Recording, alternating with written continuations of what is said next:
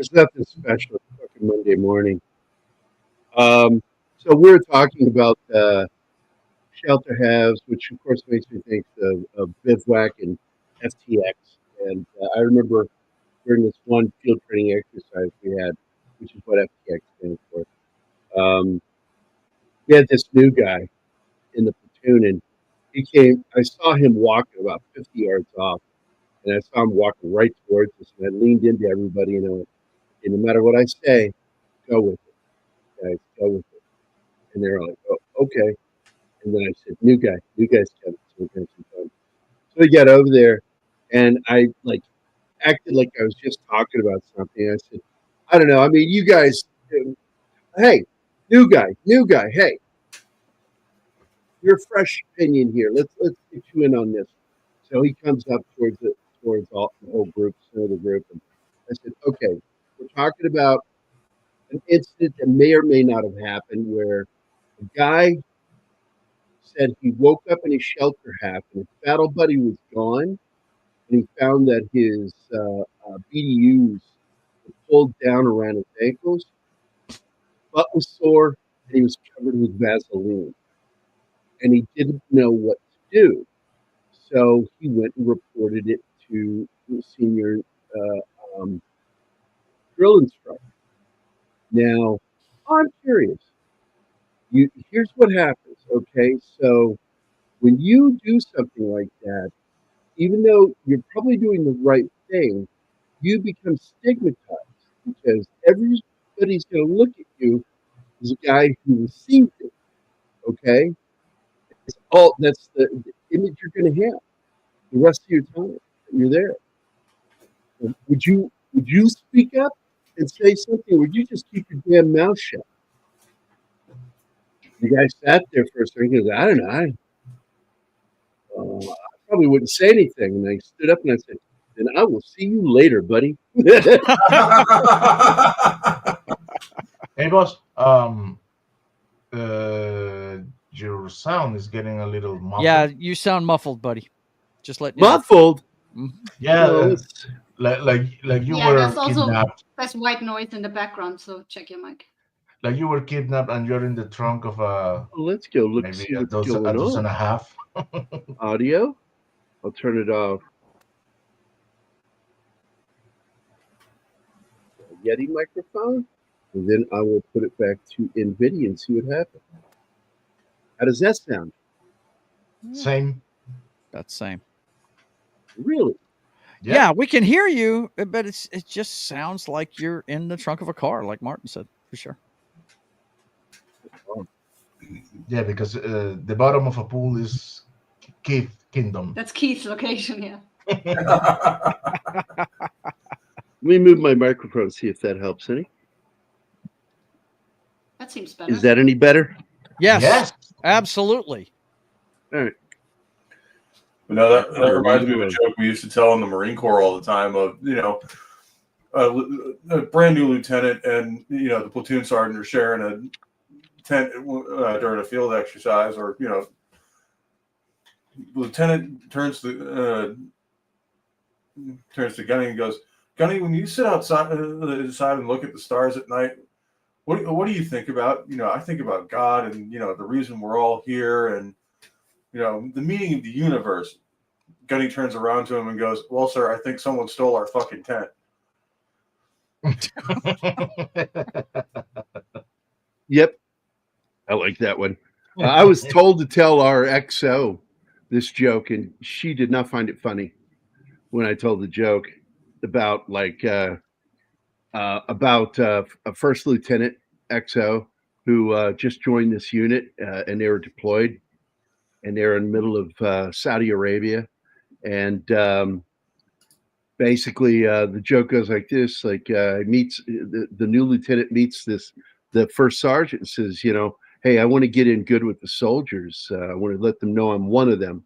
What's the best way?" And he goes, "Well, every Friday they grab a camel and go to town." Goes, okay. So. Oh my God. Yeah, you know where it's going. The first sergeant walks in and finds him with his pants down around his ankles, standing up on top of a stepladder, fucking the shit out of the back end of this camel.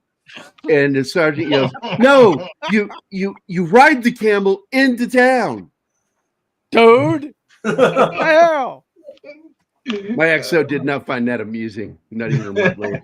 Then I looked at my sergeant and I'm like, "Why'd you tell me to tell that joke?" And he goes, I thought this would be funny. And I'm like, "Yeah, for you." Yeah, for you. The funniest one I heard was actually a real story. I don't know if you guys are familiar with the Unsubscribed podcast, but I am, yeah. Yeah, the guy Zach Bell, veteran with a sign, told the donkey story on how he had to sit on post and watch two Afghans rape a donkey on his 21st birthday. Well, the funny part was when he told us what base that was at. I was there for that. I wasn't on watch, but I was there that night. I heard about it. Wow. That's funny. I was like, wait a minute. I know this story. Oh, man. And no, chat, I was not one of the men raping the donkey.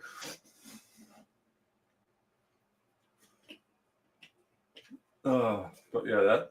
I'm sure YouTube's really happy with us this morning. Oh, yeah. Right? What the hell? Outside cleaning the van. Are you living in a van down by the river? Little Chris Farley. No, I miss him. He was great. The Good Morning Gambit, Good Morning Snorty, Good Morning Wade, and Good Morning Penny. Hello, Snort. No, Penny says she's not living in a van down by the river. Come on, Gerry. I'm sorry. I'm running really slow because, God damn this. I'm glad I'm getting off this Ozempic. I'm not taking it anymore. I don't care if I don't, because she wants me to try Mounjaro. And I'm like, I don't know if I want to try any of them. I don't think they're doing anything. The only thing they're doing is slowing my digestion down to where I get this sour stomach that's I get the sulfur burps and everything. And it's fucking, ugh. No, thank you. Oh, man. So, Peacemaker was this film that came out in 97. I saw it here. It was, I think it was like the third movie I saw here in Springfield, Missouri. First one being Lost in Space. And I love that one. It deals. Slap me all you want. I loved Lost in Space. It was great. I dug it. Even though there's a lot of military stuff thrown in here and there and action, it really is a political thriller that deals with the problems there in, dealing with Slovakia, all of that stuff over there, Bosnia, the Balkans. Chechens, the Balkans. Just, it's heavy, and it shows the corruption already building in Russia. Because I told, when we watched Red Heat the other day, I said that basically, if you look at all of the heads of the Russian mafia, they all either come from the police, the KGB, or the military. All the heads. Yep. And they learned how to work within a corrupt system by being more corrupt. And then when the wall fell, it was like, gloves off. Well, especially the KGB, because they already had all sorts of power and connections within the already existent black market in Russia or the Soviet Union, and they fired a third of them in like 91 because they couldn't afford to pay them. So they just went to work for the criminals instead. Yep. Got a solid cast in this movie with George Clooney and Nicole Kidman leading the way. A lot of smaller actors that you'll recognize. The one dude, I forget his name. He was from Spin City, and I love the guy as an actor. Michael Boatman. You got Holt McCallany. I fucking love that guy. He was in Mindhunters. The guy was Lights Out was one of my favorite boxing movies, dramas, and it only got one season out of that show, and it broke my heart because he's such a good actor. And of course, Armin Mueller-Stahl is in it. And I love that guy as an actor. He is such a good fucking actor. German actor. And he always German? plays such Ethel Merman actor. and surprisingly, you know, all the bad guys, I've never even heard of these guys before. And they were all like really solid actors. Alexander Baluev is good. Marcel Iures is good. And you don't know he's a heavy until the third act. He's the guy teaching piano. You know, he looks like just the sweetest, nicest guy. And you find out that he lost his wife and child and wants to share his pain with the rest of the world by setting off a nuke in New York City. Yeah. There's that, but there's another component. He's trying to. He said he's not in agreement with the whole peacemaking deal. I think he wants the war to reach its natural conclusion. Yeah, leave us alone and let us reach our own natural conclusion. And I actually like that idea. And sometimes you need to leave people alone. The problem is you have people financially invested in these wars. It's like right now, if we had stayed out of it, the war in the Ukraine would be over. Well, yeah. Yeah. The Russians would have won it by now pretty easily. Yeah. And it'd be over. And people go, well, Russians are the bad guys. No, we are. We, the West, not we, the USA. We, the West, NATO. NATO are the bad guys in this story because NATO signed a pact with the USSR, which became Russia later, just Russia, which said that we would not get close to them. We would stay away from certain countries. And then what do?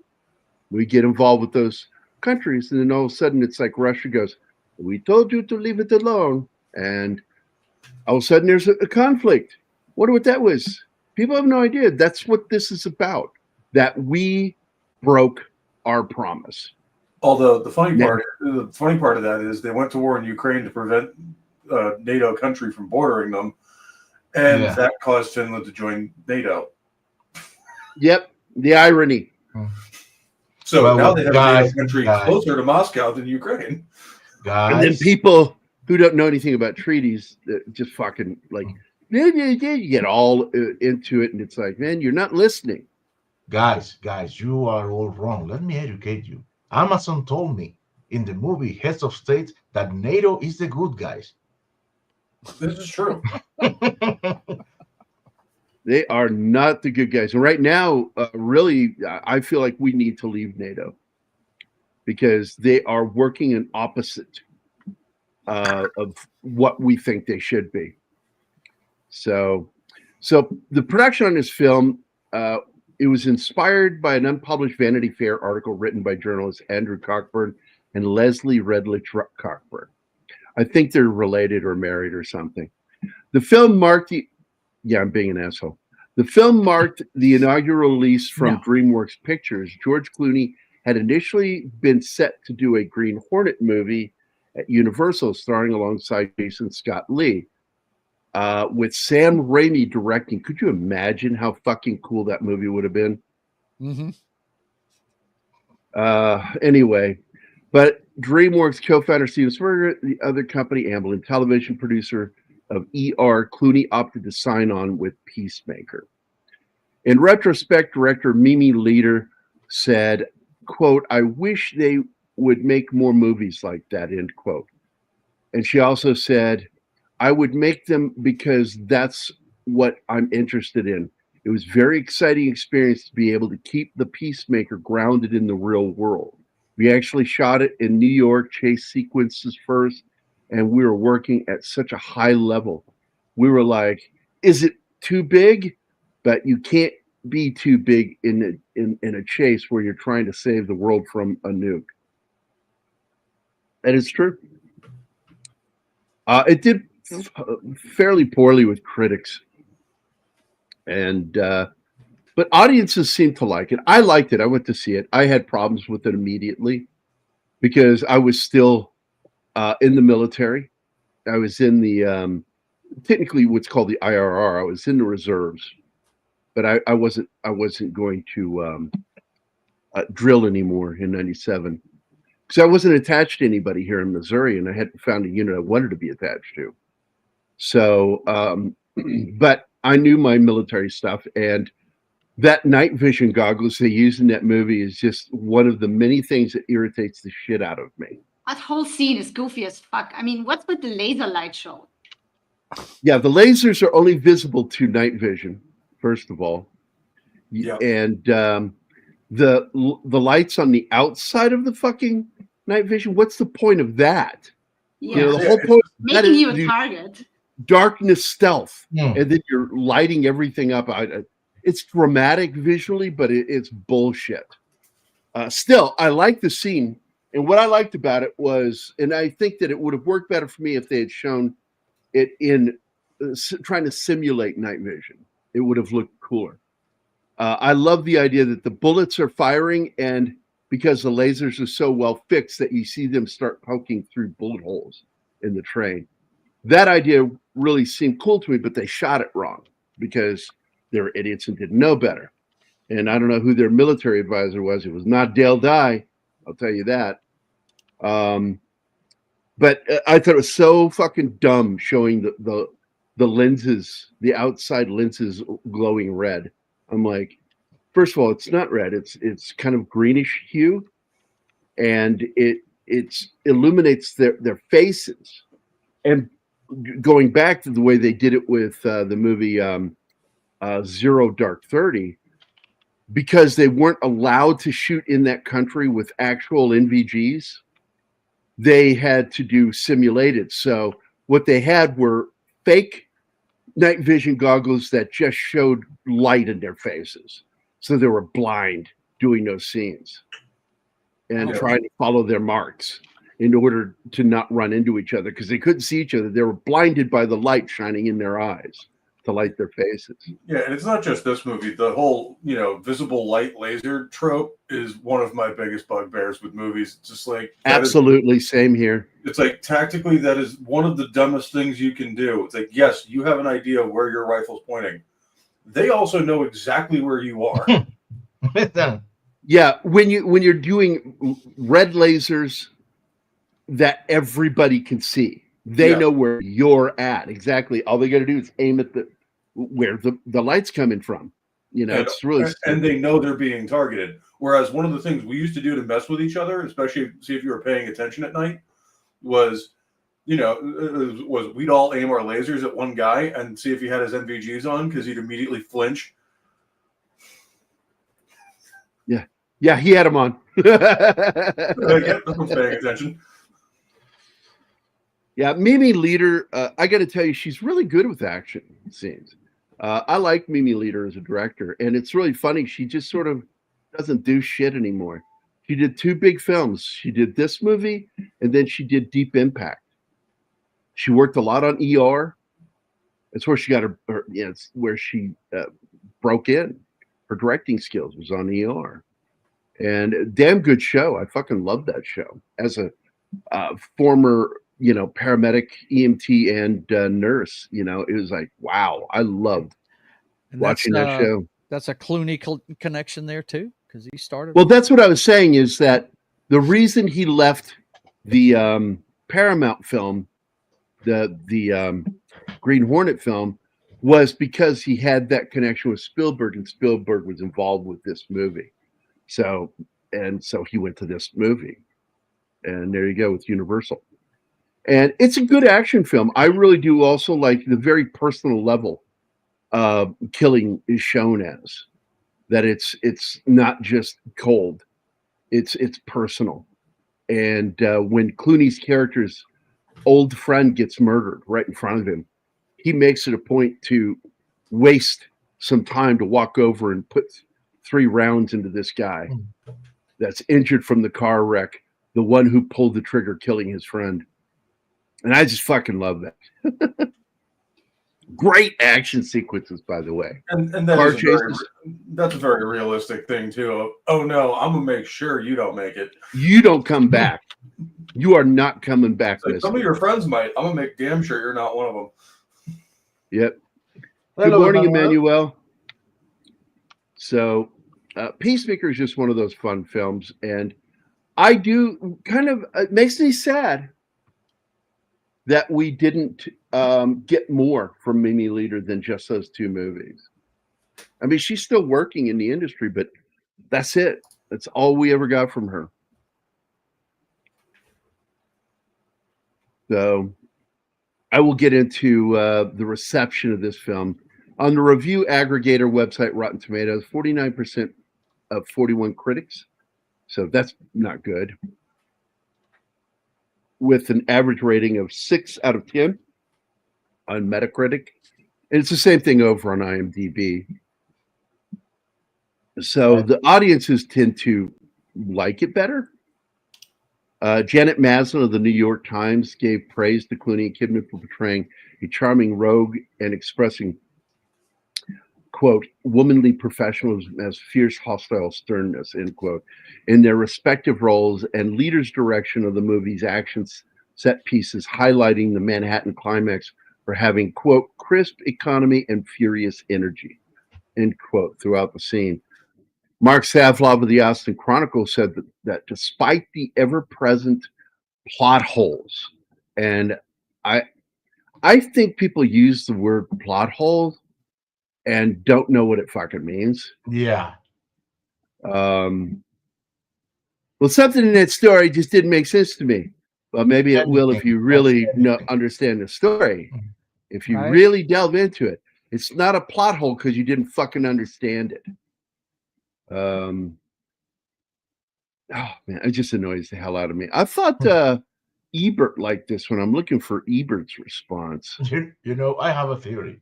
I think critics wait to see people's reaction and say, "Oh, they are having fun. Let's trash this. Nobody can have fun."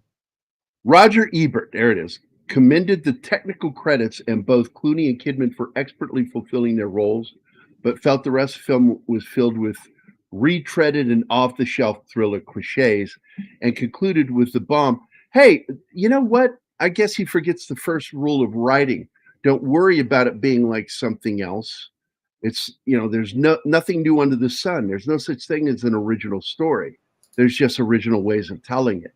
So Roger Ebert could suck a dick on that one, even in his death, for fucking saying that. That's a stupid comment.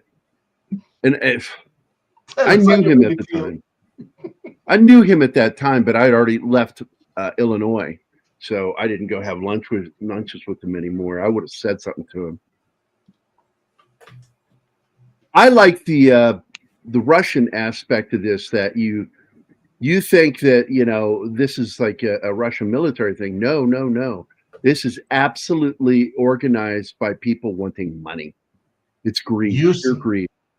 Using the military, even killing the military. Because this is after the fall of the Berlin Wall. And so corruption was really rampant. And it's led to a lot of the problems in that region.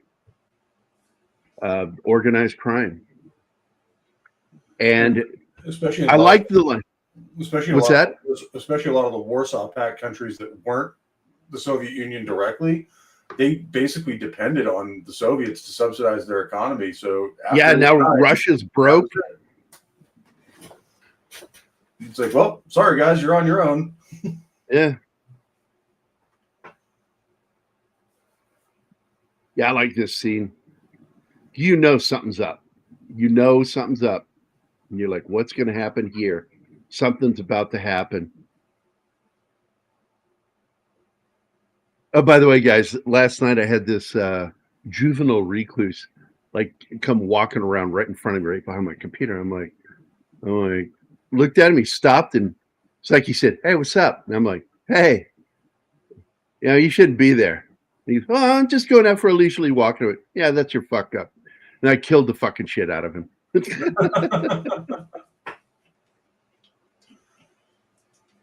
I mean, he was like somebody caught in a massive explosion. He was in pieces by the end of it. I do not let recluses live.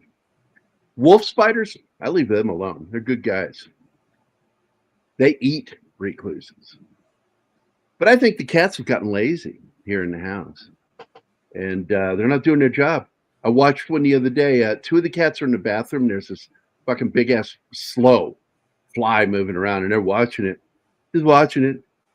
Like they're watching a tennis match. Not trying to get it. Not hunting. I left for a minute. We were talking about Russia and mobster, and I came back to cats. Yeah, there you go. They are terrible in this house. They are not doing their jobs. By the way, Paul. Anima was the first one that recognized soundtrack music as being that of The Anima? Rock. Anima? Hans Zimmer. Yep. Hans Zimmer. He and Williams are the two soundtrack people that I immediately recognize usually. Yes, and it sounds sometimes, this score sometimes, very little, but it does sounds a little like The Rock. Paul Smith, yeah, I think it is maligned by quite a few critics. I like the movie a lot. It does have a 6.0, which means that it's mostly enjoyed. But I don't think that the critics over on Rotten Tomatoes were very nice to it. It's only got a 49. But then you look at the audience score over there, the popcorn meter with 25,000 reviews, 39% didn't like this that's movie. good. And I'm like, what? We don't care about the critics. We care for the audience score. That shouldn't be bad for this movie. So I did enjoy seeing this in the movie theater, and it was a lot of fun. But again, this scene is so full of shit with the fucking night vision being bright red lenses. Like, what's the point of that? That's ridiculous. So they can feed us. That's so the enemies know where to shoot. It's stupid. And I'm like, what do you need the lasers for? They're asleep. Yeah, this You whole laser can't- show was so ridiculous. It's like, they're not going anywhere. You're going to shoot them in their sleep. Hi, Paul. The thing is, the red lights in front of their eyes, they don't let them see well. It's just so weird doing that. They should And have it known wouldn't be better red. in the 90s. You know, they're not using red. They're using, you know, they're NVGs. They're using night vision tech. It's greenish. It's got a greenish gray hue, often like almost bluish. Yep. The newer ones are almost greenish white. Well, you see that, like I said, I brought that up about the movie, not the Hurt Locker, Zero Dark 30, which I hated that movie used that title because it's like it's got nothing really to do with what's going on there. They just thought it was a cool title. It's like, it is. I was going to use it on one of my stories. You know, because so often H hour, you know, on an assault is fucking at 0 dark 30. 0 dark 30 means middle of the fucking night. Yep. It's dark. It's like that's you should be how America sleeping. gets down. We're going to come at you at 2 a.m. That's it. Yeah, 4 o'clock in the morning is a prime time to go after bad guys because they are in their deepest sleep at 4 o'clock. And it's a really good time to smoke them in their bed when they're caught completely off guard. Well, I mean, or if you need them alive, they're going to wake up in the compliance position, otherwise known as their forehead's the only thing holding them off the floor. Yep.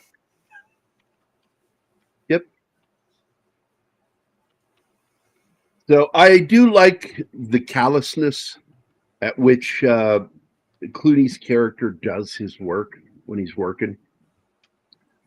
I also like the way he just interjects himself into the situation while they're at that briefing. He keeps interrupting Kidman, asking pertinent questions, and then giving a little knowledge. And I'm like, there you go. That's your guy. That's the guy you want in charge of that mission right there.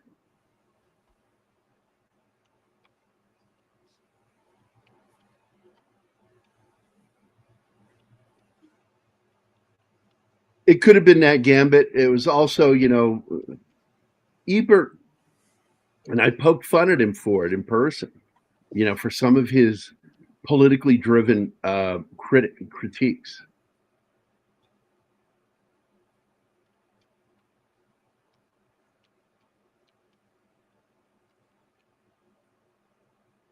Hans Zimmer, being German as a natural fact, is one of the important composers of our time. And also what I refer to as really a warning of what not to become as a composer. Don't get too comfortable in your fucking laurels and create nothing but droning music, because that's what he ended up doing. And it broke my heart seeing somebody who I thought was a good composer turn into such a hack. And there it is, that nuclear blast. Then that's when Anima went, oh shit. And that's a great line used in a film by Kidman. I'm not afraid of someone wanting 3 nukes. I'm afraid of that person who wants just one. Yep. And that's the dangerous guy in this story. Yeah. The other just wants to inflict. Sorry, go. I didn't know anything. He just popped this movie in and we were watching it. So I was like, holy shit, that's a nuclear blast. Gerry was like, yep. Yep. Hey, 11 Alpha. Because, Nicole a train crash Kidman is bad enough, but... Kidman was not quite mature enough to look beautiful yet. She didn't hit that till right around 2002, and she had matured a lot, and she started looking like a gorgeous woman. She has the wrong hair color in this. Well, she's a ginger naturally, so I don't know what you're complaining about. The dark hair doesn't do anything for her. That's what I'm saying. It's still a ginger. I don't think the hairstyle suits her in this. But really, my problem is she still has that juvenile look to her, which I don't think she was all that pretty. It's when she matured and she was right around 40 that she started looking gorgeous. I don't know. I thought she was good looking in Days of Thunder, man. I could be wrong, but you would, Joe. Of course. Oh my God. I like my girls looking juvenile. What does that tell us, Joe? She wasn't a juvenile. She played a doctor in that movie. Give me a break, Gerry. Wasn't she already doctor married who looked like she was banging Cruz. Okay, I guess she was the good doctor. She was autistic. And that's really 12. He admitted it later. Okay. He admitted it later that it was all about wanting to bang her. Cruz said, it was pure sexual attraction between the two of them. Joe, yes. Gerry is human. He has a right to be wrong. So I'm only human. You know the song. You know the song. Good stuff. I do like she points out, she goes, also get me a guy who doesn't have a problem taking orders from a woman. Right. In case anyone thought the girl boss trope was anything new. Although I love that line. So we need to find out who would want to detonate a nuke in Russia. It's like, in the 90s, try literally everyone. Yeah, I know, right? But I find it funny because by saying that, what she's actually saying is, don't get me the best. Just get me someone that will take orders from a woman. Which stop and think about that. Someone who doesn't know what they're doing. Yeah. Don't get me the best. Get me somebody comfortable with a woman in command. I think that's the last thing you fucking want. You want the best to do this fucking job. And they just might be a little sexist. Although his character is not sexist. Not really. Not at all. But he is argumentative. I like how they portray the relationship because both of them they listen and respect each other's expertise. And even when he doesn't like something, I love Clooney had this way of doing something, looking exasperated. He would go, "Ah." He would do that thing. He would go, "Ah." And then his head would do this drop turn. And it cracked me up every time he did it on ER, and he did it in this movie twice.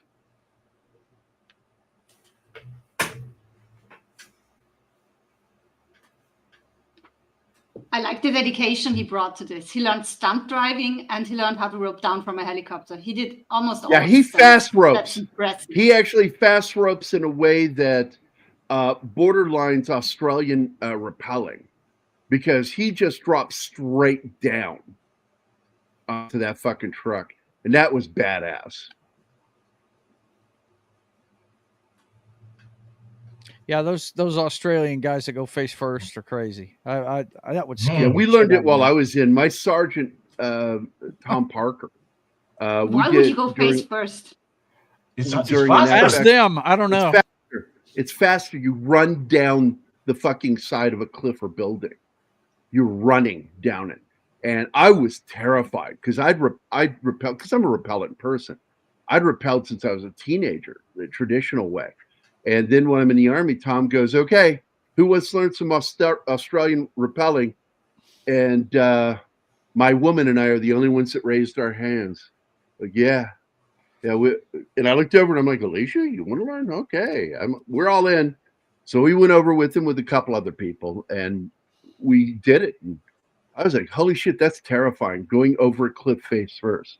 I mean, it works the same way. You still hit the brakes by pulling. I'm sure you pull your hand into. You have your tension the line. You have a tension line. And but still, I just have- seeing where you're going that fast. I don't know. And you got to be careful too, because you're wrapping around the inside of your thigh. Yeah. And there he is. I love that guy right there. What a good actor that guy is. He was on that show Lights Out, and then he of course did Netflix's Mindhunters, the early story of the behavioral unit at the FBI. And his character that he's playing is based off the real guy, is the one who coined serial killer, because they were called spree killers before that. And he was in. Oh my God! Hey, Alpha's here, man. Yes, What's up, buddy? He says good morning to you, Pope. How's it going, Fight man? Club. He was in Fight Club. Yeah, I'm not a big fan of that movie. Oh, I am. Dude, I didn't finish it the first time around. God bless you for I was- being that. I was like, I didn't even get the thing, the big reveal. But I saw that right up front. I didn't. But I knew here's that's my where he whole was thing. going. He was being so shitty that a girl in there, I couldn't watch it anymore. I was like, what the fuck is this, dude? I really couldn't finish it. Mac was a big fan of his, so I read everything because it was in the house. I read everything that guy wrote. Yeah, I couldn't even finish that the first time I watched it. I was like, jeez, this is ridiculous. Okay, anybody want to explain what DIA is? My fellow vets. Defense Intelligence Agency, the CIA's little bastard child. It's what it is. Because every single one of those motherfuckers is directly associated with the CIA. Yeah, Don't I don't know fucking why kid they call yourself. it a different agency. If you work for DIA, half of your jobs are going to be with the CIA or NSA. CIA. Yep. And But I do occasionally know it's that the- they get a lot of their military personnel working with them through the DIA. And a lot of those guys that work with them end up, once they leave the military, the Department of Defense, they go straight to work for the CIA.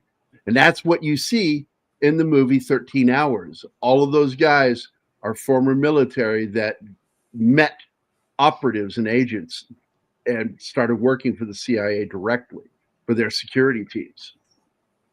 And well, I mean, they were either CIA or DSS, which is Diplomatic Security Service, basically the civilian version of the Marine Embassy Guards. Yep. Which those are guys I wouldn't want to mess with either. Almost everyone's a former operator. That is what made me hate Hillary Clinton, because she didn't like that the Marines were in uniform around the White House. and she wanted them to be put in civilian uniforms, and the U.S. Marine Corps said, no. It's like That's that we don't. stupid. Read this one. request. Read this one. There's a sign at every exit from the Pentagon telling you to remove any DIA badges showing their intelligence. Many don't remove them. Look,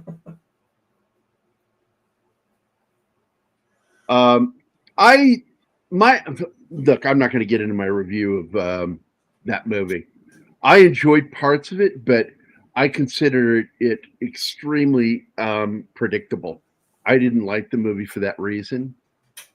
I just felt like you got some great acting shot in a very dark way. It's creepy, but in the end, they were the same person. They're one person. It wasn't two. Oh, wow. I was so fooled by that. You sound like me talking about The Sixth Sense.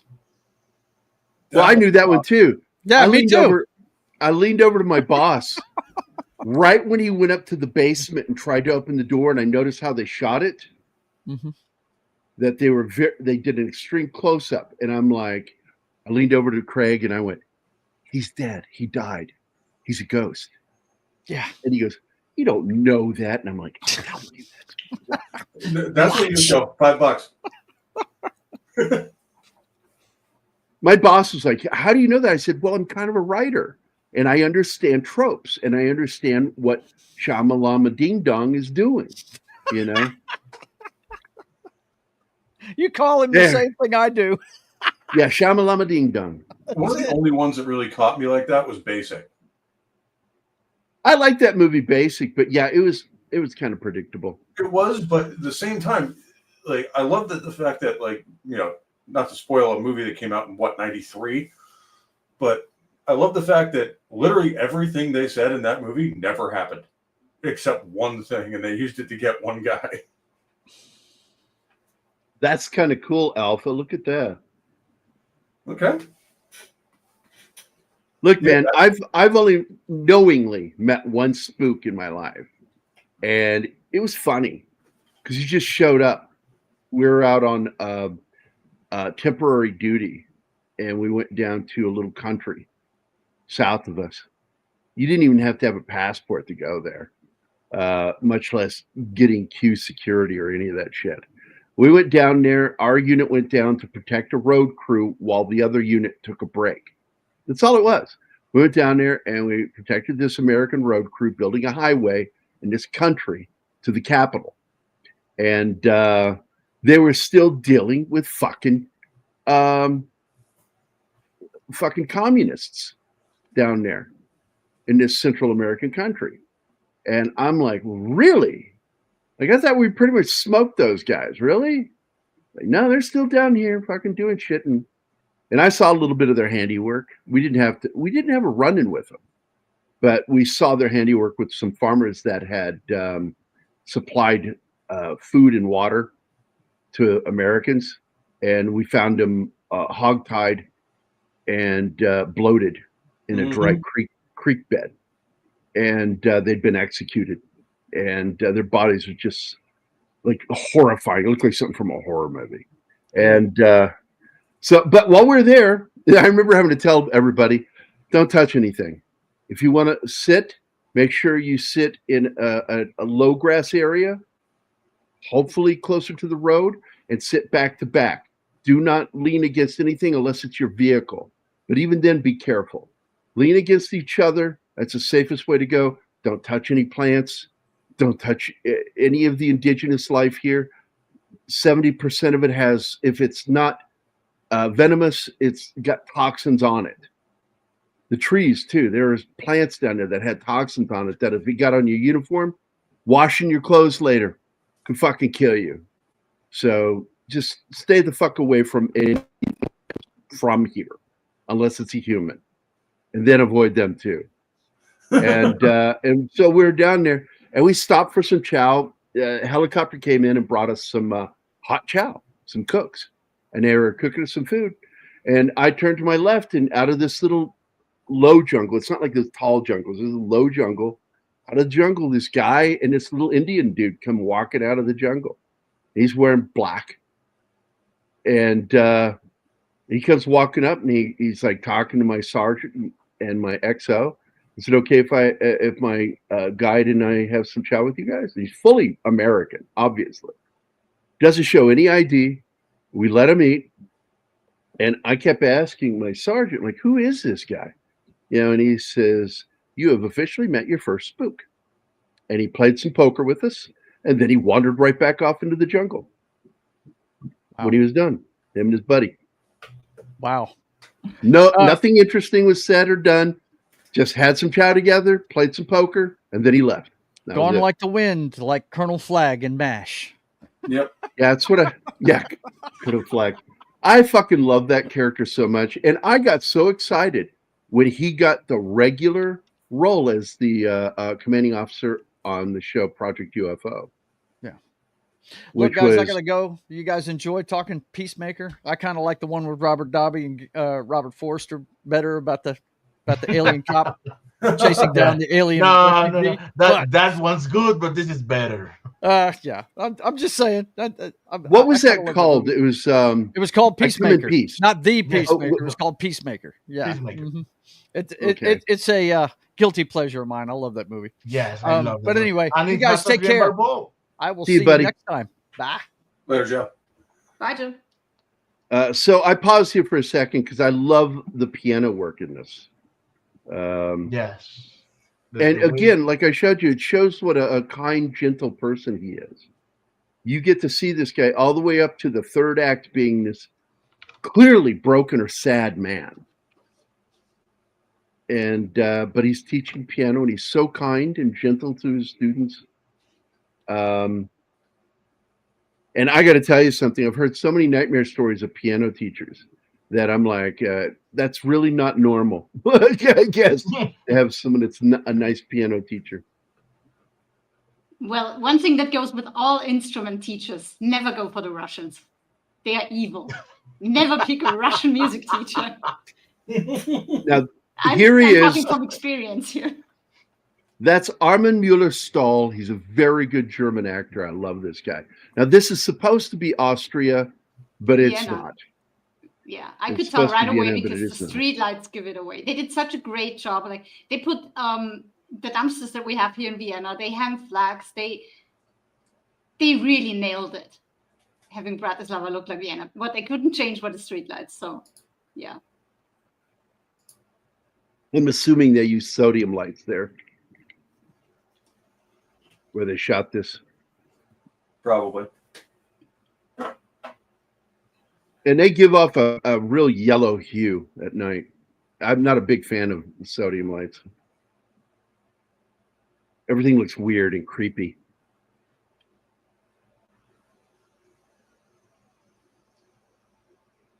I love him in his little Swiss hat. I fucking love that hat that he wears. And what I like about these scenes is you can tell that there is a friendship between these two, George Clooney and him. And I think they, for really not having very much to show you, that the actors really show this bond between one another. But not James Bond, just a Bond, General Bond. I also like how they're kind of stuck in this long fucking traffic jam that's like country long. Goes through the entire country. It's just like this one lane. So they're having trouble getting to where they need to go quickly. And it ends up being the one thing that saves the mission in many ways, giving them more time to find out where they are. This is a hilarious scene. He makes a point to look at all the security cameras. It looks right into him. And I wasn't sure why he did that, like why he wanted to be photographed, because then you're going to be limited on your time. But the beating the shit out of this fucking guy just was one of my guiltiest pleasures. I love the way he fucked this guy up. Oh, yeah. And it reached out. Yeah, she's watching him do his work. She's not liking it. And in the military, you have what's called the soft cell and the hard cell. Now, you should know what that means, Pope.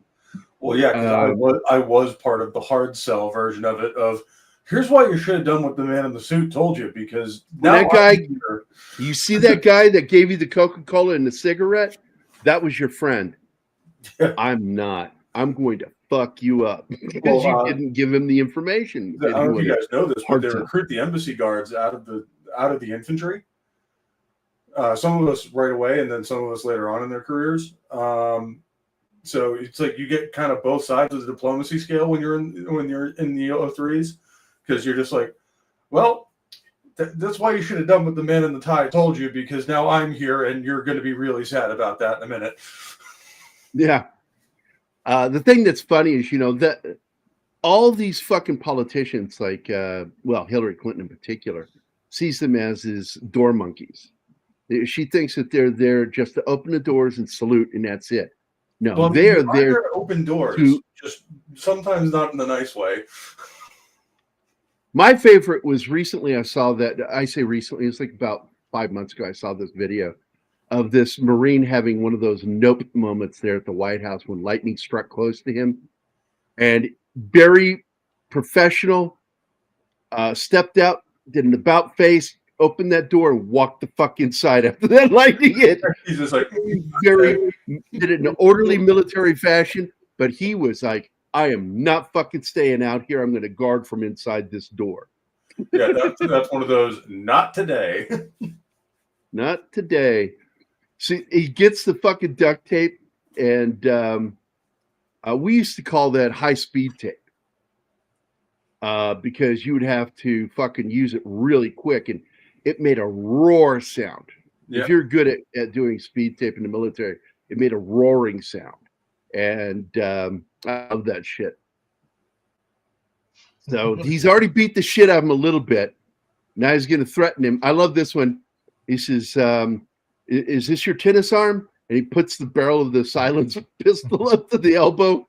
And then the guy's like, oh, I'm going to talk. I'm so going to talk. He's just like, Snorty has an opinion of piano teachers. Oh, yes, this. I didn't do anything. Oh, that was me, because I want to address one of the movies Gambit is mentioning. That has been up forever. I thought everybody saw that already. I was waiting for Gerry to see it. No. I'm going to do something like, where's it at? Are we in the wrong studio? We are. We're in the wrong studio. Salzburg is a beautiful city. There it is. I agree. There you go. This one's for you, Snorty. This is for you, Snorty.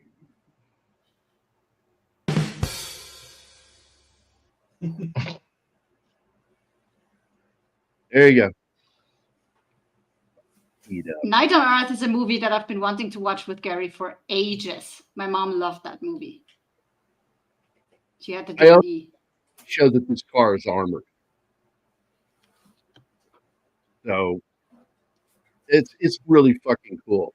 And at one point, am I thinking about this movie or am I thinking about the one with James Bond? No, it's the James Bond one where they fire an RPG through the car with Pierce Brosnan. That was that scene and this one always kind of like get twisted together because I love that chase scene. Yeah.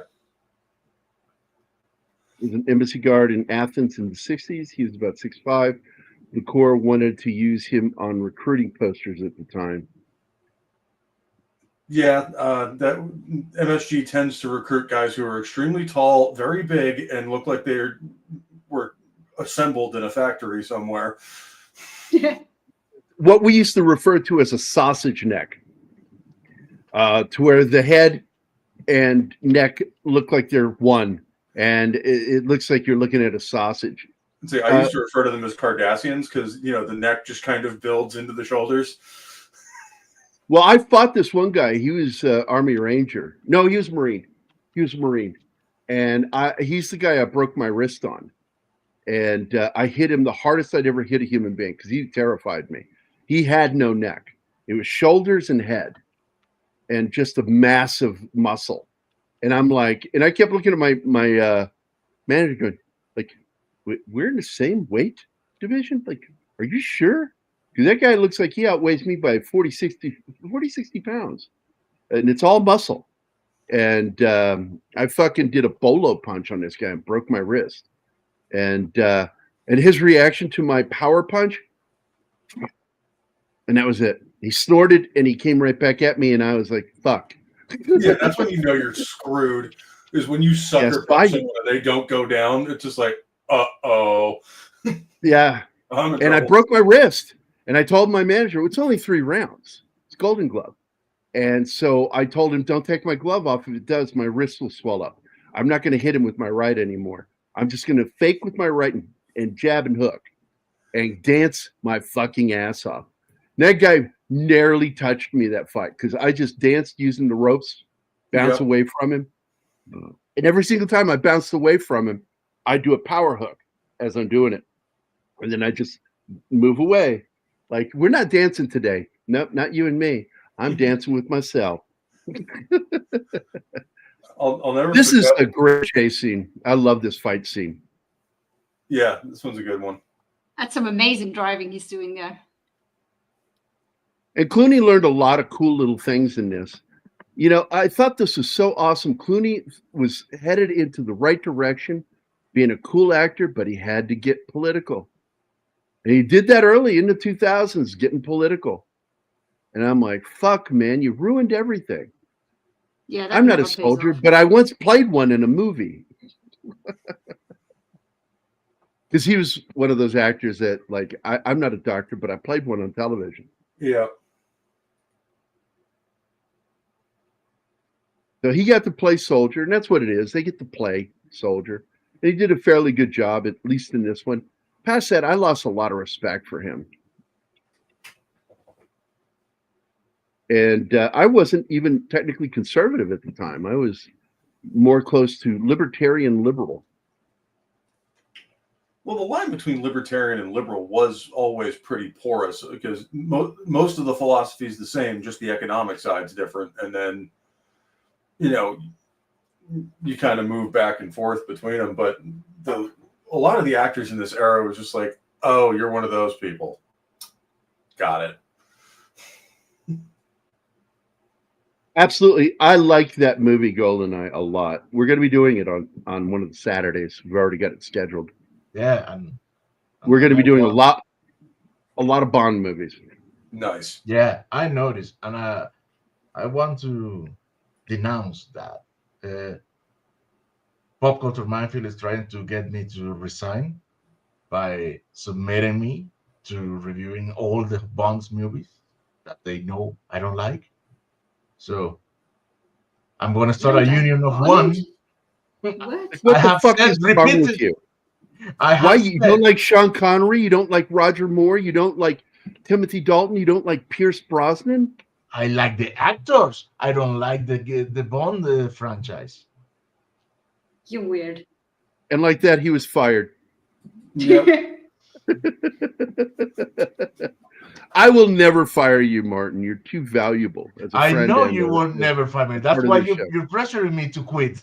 I'm not going to pressure you. You know you're not going to quit.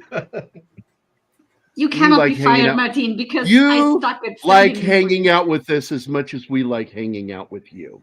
So, maybe. And like that, he was fired. It's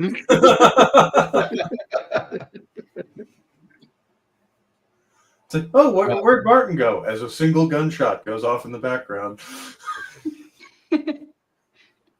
Yeah, you'll be like this. Martin, you came to, what's that? Put that away. No. Just keep looking at the flowers, Martin. And on the end of the barrel, he'll say, read the ends of my barrel. And I'll go, smile and say cheese.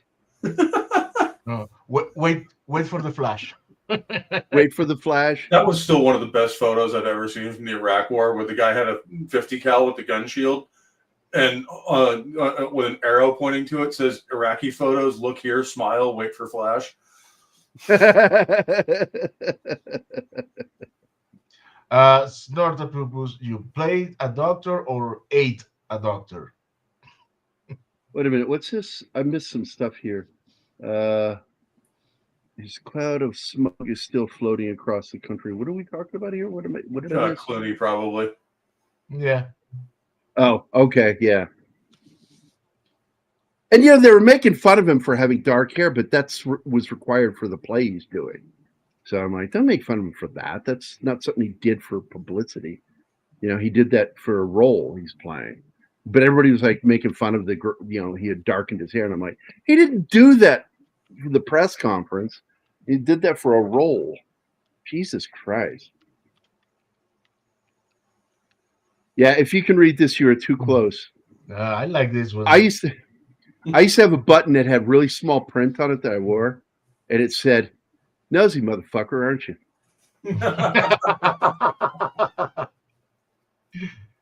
I like this one. I saw it on a fence in a picture. Yeah, I like that one You're too. in range. Oh, fuck. You're in range.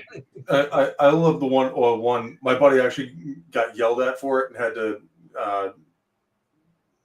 basically rub it out of his armor. But on the back of his flak jacket, he just had "Have a nice day" with a smiley face, like the Blazing Saddles Klansman. Yeah. My headband, because I had the big Kevlar helmets, the original ones, and I had the helmet band that went over my liner. Yep. And I drew a peace sign on here, but right next to it, it said "Peace by Superior Firepower." Absolutely. And what I loved was like my squad wrote on all of their headbands, "I love my fearless squad leader." And it really warmed my heart. I'm like, why did you say that? They said, "Dude, you absolutely just are not afraid of anything. And we see it, that you charge in on things and you just move quickly." And I got aggressive with a sergeant one day who was giving me shit, and he's not with our company. And he's walking over talking shit to me and telling me what I'm going to do with my people. And I said, "We're not going to do anything. One, I don't know you. I don't know where you've been." And the guys are like, "Oh my fucking God." You couldn't just say you didn't know him. You had to say, "I don't know where you've been." Like he's dirty hands or something. Yeah. And he got a look and he says, "Drop." I said, "No, I'm the senior guy here with my squad. You can't smoke me in front of them. And if my sergeant finds out what you've been fucking doing, he's going to have your ass." And he just sort of stared at me, and then he just about faced and fucking walked away. And they're like, dude. And I went, "I'm not fucking afraid of these guys. Fuck them." Well, I stood up to a sergeant one day. I was a lance corporal, so I was absolutely in the wrong. But I had a secret weapon. I had a gunner backing me up, which is a chief warrant officer. Yeah. So it's one of those. Yes, I'm an RSO on his range. Yes, I don't outrank you, but he does. Yeah. Now, see, it would have been different if we were like on his range and he said stuff to me. I would have paid attention to him. But he walked to us. We were waiting in formation for our sergeant to arrive. And we were about to disperse for chow. And fuck, man. This guy just walks up out of the blue telling us we're going to go do a bunch of stuff. And I'm like, "No, we're fucking not. No. I don't know you. I don't know where you've been." It's like, you're not my dad. Glenn. Nice one.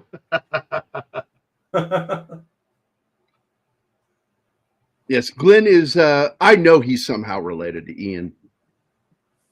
Because he and I talked about that before. That he has to be related to Ian Fleming. Why? Just because they share a name? Oh my God. Really? Anima, we need your expertise. Nice to shoot you. So the Klingon hello? Yeah. Well, it doesn't mean nice to shoot you. It's hit you. Shoot and hit you. It's the same difference. It's not. I like the way he says this. It's only jet fuel. That's all it's going to cost you.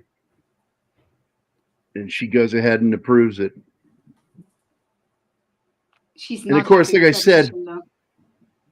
You've got Michael Boatman in this. Of course, he was the black gay guy from Spin City, and he plays one of the senior officers in this that runs the command center, the Tactical Operations Center, or as we call it in the military, the TOC.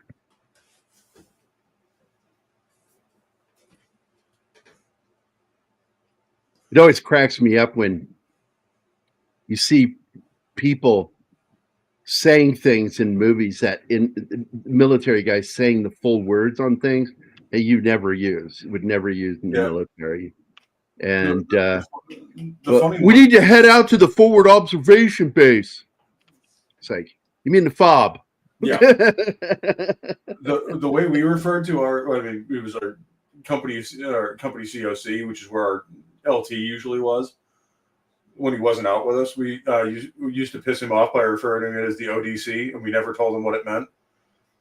We refer to it as the Officer Daycare Center. I like that one. We're leaving you with adults while we go out and do our job. Yes.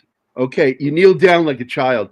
Okay, mommy and daddy need to go out and do some soldier shit, but you'll be okay here. It's almost like Gerry Daycare Center from Rick and Morty. Yeah. You know, because all the different versions of Gerry are in there, including the Jewish guy, I forget his name, who marries Beth when Gerry leaves or is left, ran off. So he's also in there. I forget his name. It's really funny.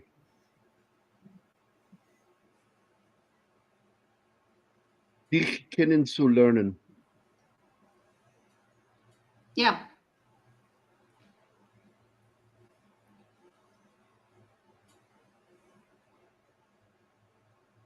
And this scene really reminds me when he's in the vehicle talking to that guy right here. And it reminds me of an incident that happened when I was younger in back in Virginia. And come to find out, all of these heists that have been going on for years at department stores and at the mall, stores within the mall were getting broken into. They couldn't figure out who was doing this.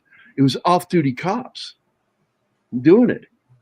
And they were breaking in these places. And this one cop was out near the Spotsylvania Mall. He had just fucking been involved with one of those break-ins. And he got pulled over by another cop, a county guy. And he's in the car sitting there, and the other cop walks up and he says, "Have you already called it in?" If that guy had said no, he had a fucking Magnum aimed at him through the door. He was going to smoke it. Fellow fucking cop. That's what this scene always reminds me of. It takes me back to that moment. That cop was so fucking lucky because he said, "Yeah, I've already called it in." And the cop went, "Okay." And he brought the pistol up and turned it over to him and got out of the car. And without any, being told to do so, locked his fingers, interlocked them behind his head because he knew he was busted.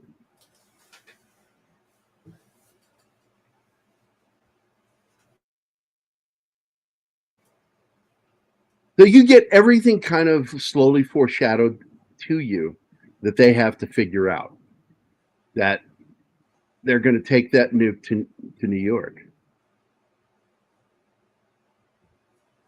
Yeah, I like how this movie is in constant movement and not wasting time with. Yeah, there's really no dead shit space in this movie.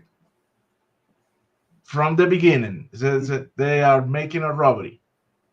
I can see this movie today making that revelation in the third act after they chasing terrorists, and no, this is not terrorists. It's a heist. Yeah, we know him this from the beginning, and it's all action to catch the guys in time. That's all that it is. No bullshit.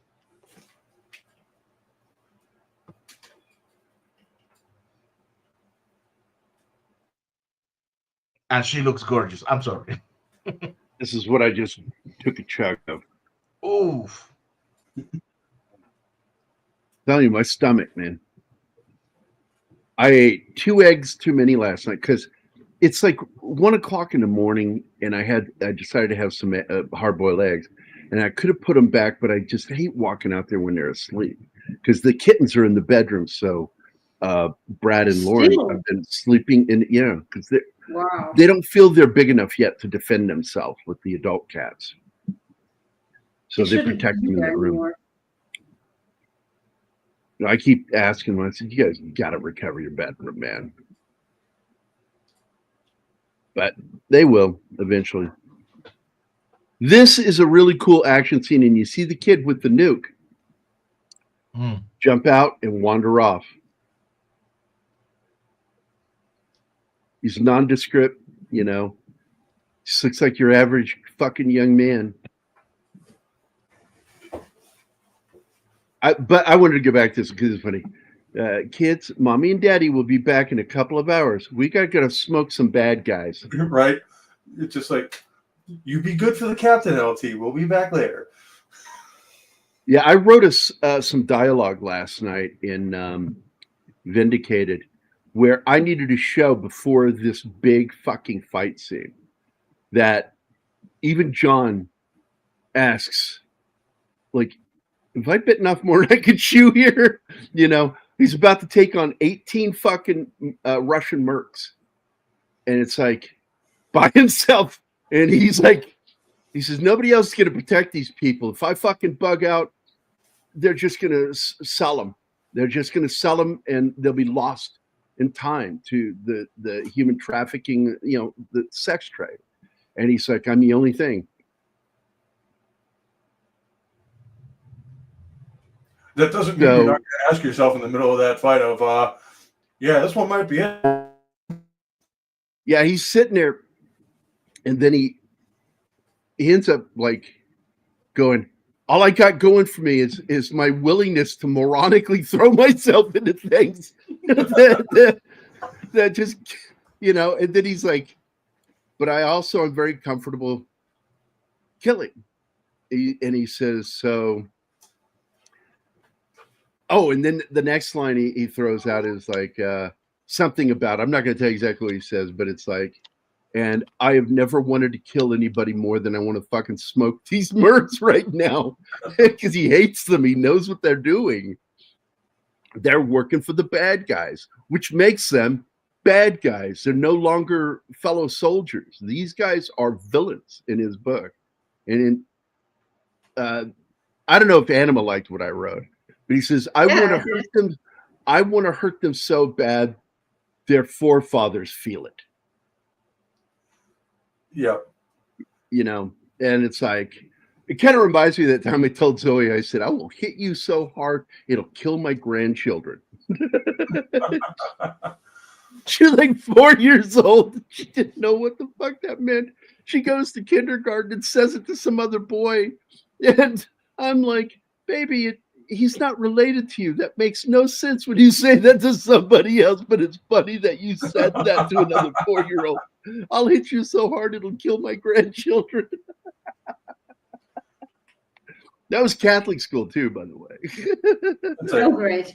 My squad leader had a great line. He was detaining this one guy who was trying to fight back. And he's like, you resist me one more time, I'm going to send you to the next life fucking cripple. That's good too. I like that one too. That's a good one. I might steal that one. Chuck Dixon stole from me. Yep. Chuck fucking Dixon stole from me, admitted to it right on this channel that he did. That because he liked that what I said to this one guy once. I turned to him and I looked at him. I said, I could kill you more ways than you know how to die. And the guy just backed away from me and I went, yeah. And I walked away from him going, whew, got out of that fight. Sometimes meanwhile, you can tell the writer of the group because he's just like, write that down. Yeah, well, that's what I wrote it down too. Because it's one of my favorite things I ever said to somebody was I can kill you more ways than you know how to die. And this is great. And a lot of people don't realize some of this is miniature and some of it's full scale. And the full scale one is the one he fucking fast ropes down on, Australian style.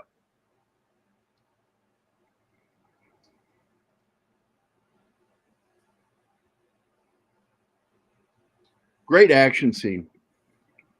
Really good tight fight scenes, you know. A little sloppy, which is the way I like my fucking fights. I like them real. Don't get me wrong. I love John Wick. I love these martial arts action films where everything's fluid and they're doing these moves just perfectly. And it's like, there's no such thing as perfect shit in a fight. That's why I love that James Bond scene in From Russia with Love when he's fighting him. And it's the same thing here. This is not a fucking clean fight. And he gets fucking hanged. Yep. He has to cut himself loose and go right back down into that fight. Now having been choked out. Can you cut these ropes like that? Because it looked really easy when he cut. Well, he's got a fucking combat knife. I guarantee you it's got a good blade on it. And but it wouldn't go quickly. It would take him a moment or two to fucking cut through that rope. But the thing that's on his side is there's tension on it. And tension, you want tension on a rope that you have to cut. It's really important to have that tension. It allows you to cut better. So that it's wrapped around his throat is actually a good thing. Shrugging, I go, kind of a good thing. Kind of weird thing to say. But it is a good thing. It works. I like this. The truck just fucking drops. Really good blue screen here. I like these. These are dolphins, aren't they? Are these dolphins? Yep. Helicopters? Yeah. They're really nice slicks, man. That's why the Coast Guard loves them. Yeah, when everyone was looking at the Black Hawk, this was the competition. There was? Yeah. It's a fast motherfucker. Look at the tilt on that propeller. It was designed for fast forward liftoff. And people don't know that, like in the civilian world, they have made it against the rules for helicopter pilots to dust off. And people don't know what a dust off means. They go, oh, well, it's just the dust blowing up, so it's just going up. No. Military dust off means that it goes forward and gets the momentum and then goes up. And if you are not experienced that shit, it's a good way to kill the people on your crew and yourself, because it's very dangerous and only those experienced should be doing it. And that's usually combat pilots. Say in the reverse, we trained on doing it out of the back of a CH-53, because unlike the rest of the services, when everyone went to a small, fast helo like the Black Hawk, we just come down there in a freaking massive cargo chopper like a big dick in the locker room. Just flopping it out there. Yeah, I know. But they flare for a landing, and you're already unstrapped with all your shit on. And I remember you're 80 feet over a drop zone, and they're coming down. As soon as you feel the tail hit, you're out the back. And it's scary as hell hanging on there with, trying to hang on to your rifle and looking out the rear landing, the rear hatch, and just seeing nothing but ground moving by at like 60 miles an hour. Right. You're just like, that's cool shit, man. I don't like this. I love this scene. This is your typical scene with the guy being questioned who might get smoked if he doesn't fucking give the right answer because they just let him fall. And what's funny is he gets the answer he needs from him, and then he just turns around and walks away. And I'm like, going, are they gonna bring him up? You hear them in the background. You know they are pulling him up, but he's done. He's not. Yeah, I just thought that was funny. It was. And that's the exact moment, like military. Oh my god! With each other like that of just guys. I got to tell you, this is really good. Helicopters can't fly; they just beat the air into submission. Yeah, good one, Snort. Yeah, I like that one. I like the phrase the Huey crews use because the Marine Corps still uses them. And guy I met was at one of our veterans events was former Huey crew chief. He's just like, that is not one aircraft. That is 6,000 parts flying very close formation. Yep. Hey, Eli, what's up, brother? I hope you're having a good week. Happy Monday. Hey, it's Nicole Kidman's foster daughter. What? Just another little redhead. Come on.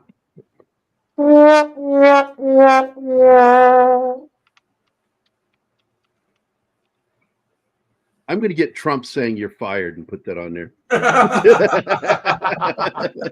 Oh yeah, that's how it is. Okay. Okay. All right. I want my severance package.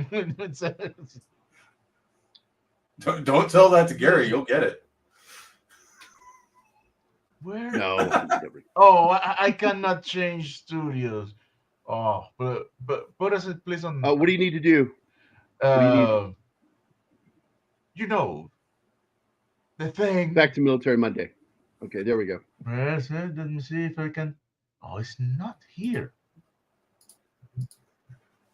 Oh well, just imagine that I play the. It's the procedimiento. Oh, that one. What? Yeah, that was needed. What one? The Spanish Catholic one. Oh. Yeah. Luis, una chingada, vámonos, cabrón. Es el procedimiento. A la chingada el procedimiento, cabrón, vámonos.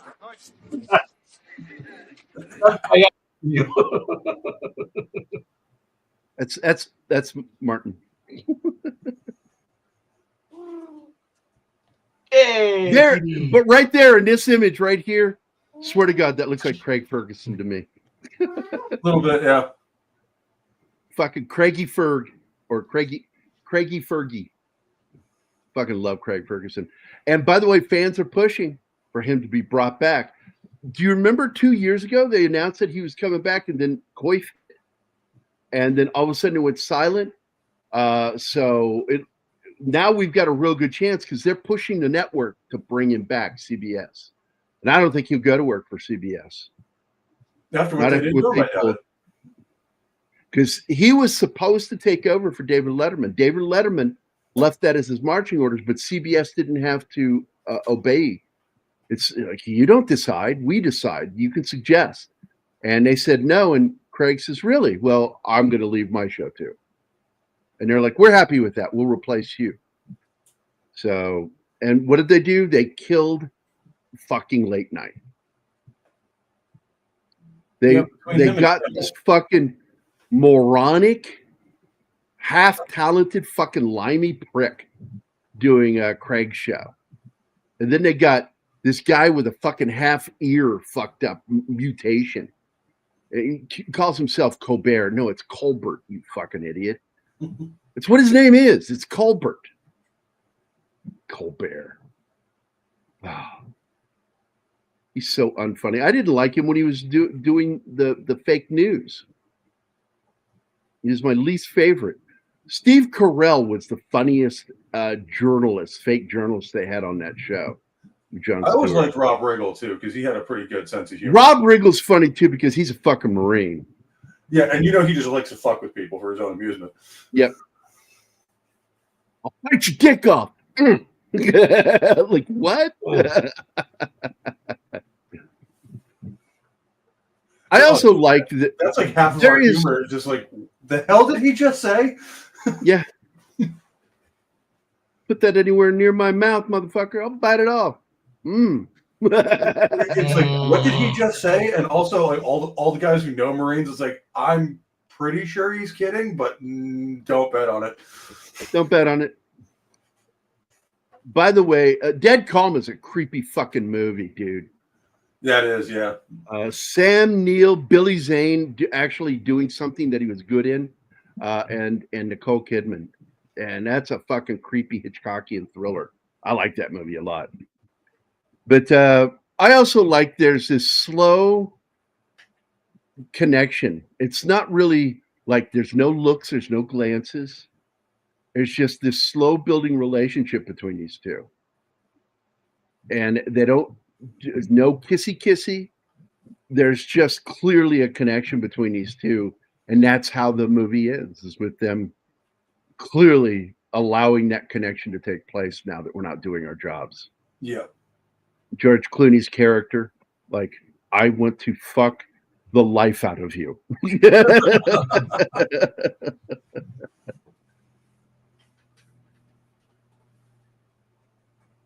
Oh, that old Sikorsky helicopter there. Yep. The grasshoppers, I always called it, 'cause it looks like the front nose section looks like a I can see that. We the Marines actually used those. We call them the Seahorse. Army and Marine Corps, and most of the photos though that you see of that old helicopter, that old Sikorsky, Marines. Yeah, probably because you guys were done breaking them and gave them to us. Yeah, well, that's how you guys got shit. Army said, "Hey, this stuff doesn't fit me anymore. Give it to the Marines." It was either that or we straight up stole it. Well, I told people, you were here that day. It's like, if you don't secure your shit, especially when the Marines are around, you shouldn't have it. If you don't secure it, you shouldn't have it. People will take it that deserve it. My favorite Marine Corps thievery story of just how blatant we are with it sometimes was after Cho's Inn, where we dragged some of the Army's Pershings out of there because they left them behind. And we were literally sitting there in the assembly area, spray painting over the Army serial numbers with Marine Corps ones. I love that. I love that shit, man. And especially it was blatantly obvious because the Marine Corps didn't have any M26s at the time. So they're like, you guys don't even have this in the inventory. How did you get this? It's like, we don't. One term for that is reconnoitering, but there is repurposing. Yes. Repurposing is another thing that's used in the military. We took some shit and we're repurposing it for our needs. Yep. And we stole from other units all the time. Oh God, like you have your locker cages. You see that in like the SEAL Team TV series, that teams have cages, and if you walk by and see their door open and the fucking cage is unlocked, you are allowed to steal that shit, and nobody's going to really do anything to you. We got even worse with it. One of our guys was on the smaller side and had hands that could actually fit through the cage. So you know that little knob on the inside that will open it from the inside? Yeah, he could get to that. Oh. He was our secret weapon.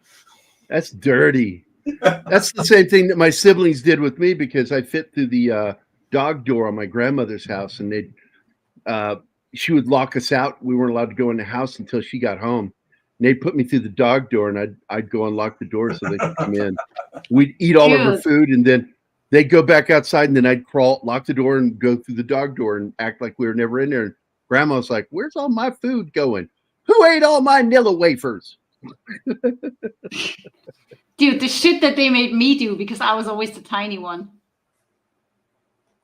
It's crazy. Kids are crazy. Conan became a real twat. Carson always managed to skirt politics by making fun of everybody, poking fun at him.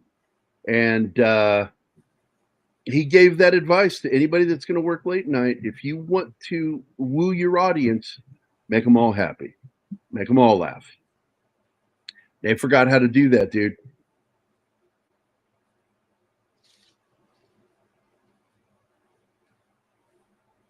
Hey, it's a federal boob inspector. Show me them titties. They're always like one step behind this guy. So close, you know? Well, that's how they build suspense throughout all of these movies, is they're always this far behind him. And the thing that I think is obvious is that there's a little bit of leakage with that nuke. And so he's getting really exhausted because he's getting slowly being poisoned by the bomb. That's how they spot him, by the leakage. So no matter what, he's dead. There's no saving him. Yeah, and now we finally see the death of his wife and daughter and what led to all of this. That flashback was intense. Yep. Because it just cuts to him walking New York with his hands in front of him, as if he's carrying his child. He's snapping out of it. Yep, reliving it. Yeah. That's brutal. Post-traumatic stress, man. It's a real thing. It's just rare when it becomes the disorder. Yep. And the disorder occurs when it begins to fuck with day-to-day life. That's when you know you need to get some help. You should get help anyway if you've got post-traumatic stress. Oh, this is such a fucking painful scene. And you would think that remembering that would make him not want to do what he's going to do. And that he's using that as instead a launch to do what he's going to do. And it's clearly morally wrong. And but as he's laying there in that church, he makes a decision. Yeah, maybe that's true, but I'm not going to help you. And he shoots himself, removing himself from the equation. Like, you're going to have to, if you want to save these people, you're doing it on your own. I'm not going to help you. And that makes him a real true villain in the film. He actually is a villain, sympathetic and all that, but he's fucking evil for making this decision. And I do not feel bad that he smoked himself.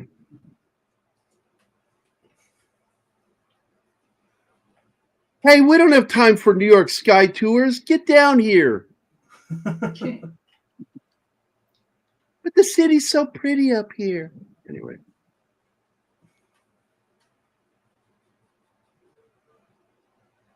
By the way, I hated the poster. That's what's in our background right now, because he's clearly in the photo. She is so airbrush manipulated, she doesn't look real. Yeah. That's true. She doesn't look anything like she does in the film. Yeah, it's really weird the way they did that poster.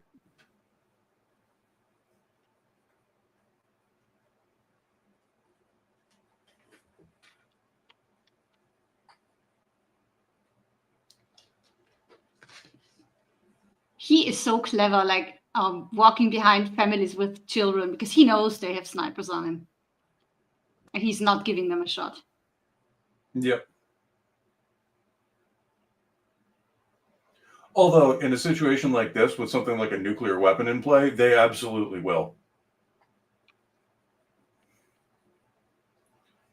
It's regrettable, but if it stops, millions from dying, yeah, you're going to take that shot every time. There's always the risk of collateral damage.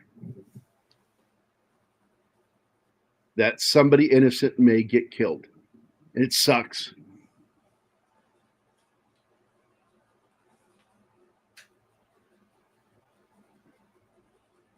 There's this movie what movie was it, where they shoot the bad guy by shooting through the person being held hostage? Oh, I know. I think they did it in Dread. Yes, they did it in Dread. They did it on Speed. Speed's they the have one done I it. think you're thinking of. Yep. They have done it many, many times. It's actually one of the options you have. When you have no option and you don't have a clear target, you try the least lethal way to shoot through the hostage that you can, and to hit that fucking bad guy behind him. I remember the snipers fucked up with the good guy hostage situation back when I was living in Sacramento. And what a bad one. I was with Foothill Ambulance then. And ooh boy, man. The sniper tried to fire through a fucking glass door that was open at an angle. And the bullet deflected, missing the target.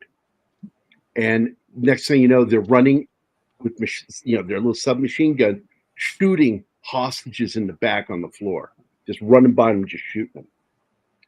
Then it was just a fucking shootout at that point. Yep. Although I did love that in the LA riots where the Marines actually got deployed to back up the LAPD. And there was an incident where they told the Marines to secure or to cover them, which for cops means hold your gun up, and if they move, fire at them. For Marines, that means suppressing fire, and they just launched like 200 rounds into that building. And the guys inside actually called the police station to surrender. They're just like, please stop shooting. Those bullets are scaring us. By the way, a year later after this movie, another movie would be made that I think is even edgier. It was called The Siege with Bruce Willis. Oh, yeah. And that's a good fucking movie. That is a new point of view. Yeah, I can see that. The physical, the moral battling is reflecting physically, and it's consuming him.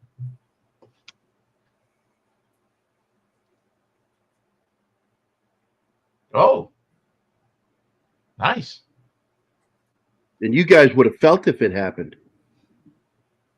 Oh, wait, it's a movie. Never mind.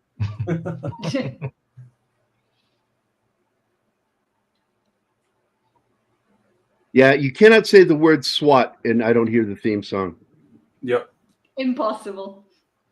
Absolutely. Quincy Jones, motherfucker. He is dying here. He is just so sick.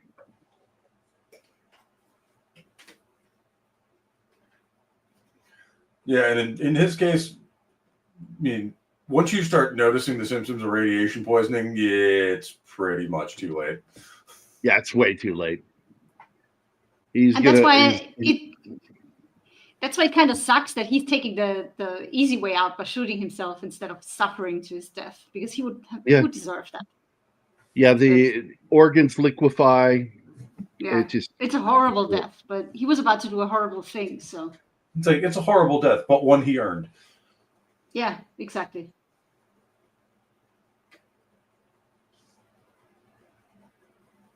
It's like the Chernobyl series showed that off really well, where, like, you know, they have these firefighters picking up and handling what they think is just like brick, and they're like, what the hell is this stuff? And why do I taste metal? And at that point, everyone watching just like, oh, buddy. It's like, I have some bad news for you. Yeah, you're dead already. You just don't know. That graphite is not where it's supposed to be, because where it's supposed to be is inside the reactor core. Yeah, that molten fucking elephant leg. Oh, yeah. I think it's still the most radioactive object we've ever discovered. Yes, it is. Like, basically, if you get close enough to see it, you're already dead. Yeah.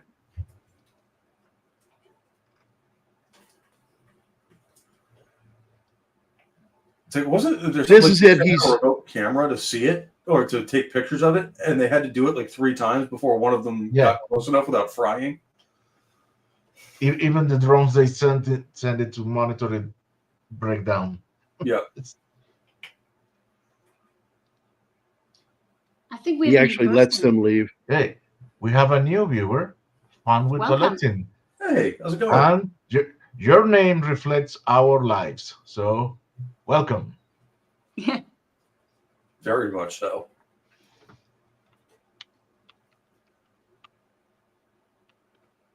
Yeah, we talked about that scene, Fun with Collecting. It's one of my favorite action scenes, and it really reminds me of one of the action scenes in which Pierce Brosnan one is it? It's not GoldenEye, I don't think, because that one's with the tank. I think it's the next one. Tomorrow Never Dies. Yeah. The action scene in that one, holy shit. Yeah, because that's the one where they hadn't gotten the the V12 yet, but they still had to have a car, so they got them like a BMW or something. Which was a big sponsor for the film. And by the way, of the $11 million budget, do you know how much they made off of sponsors? $10 million. So the studio only ended up spending $1 million on it. Thanks.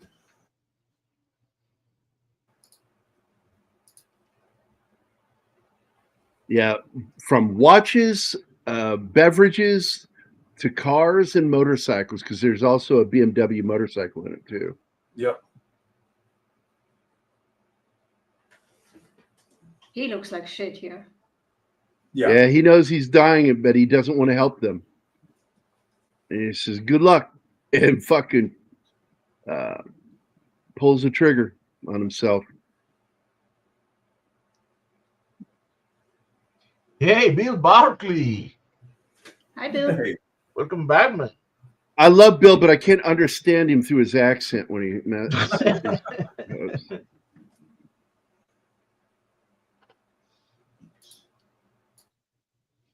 We refer to Bill Barkley as a wee bit Scottish.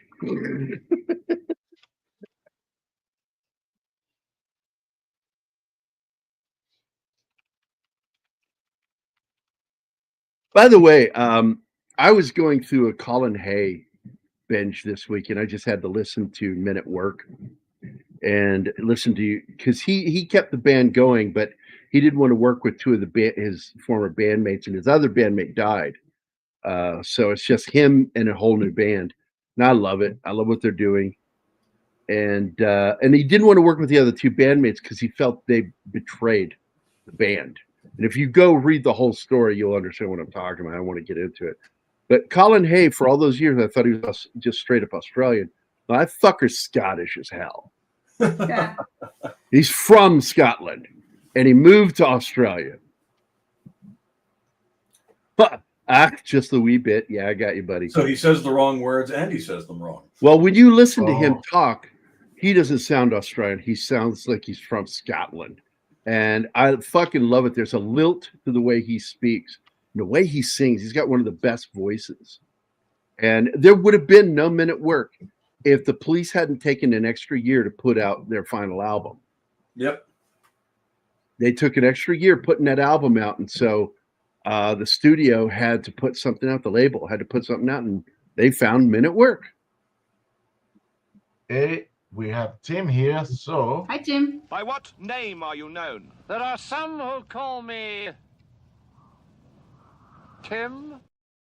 Of course, for Bill, he'll at least understand this. Show's over. Oh, we need to redo that with a full resolution. I don't have full resolution.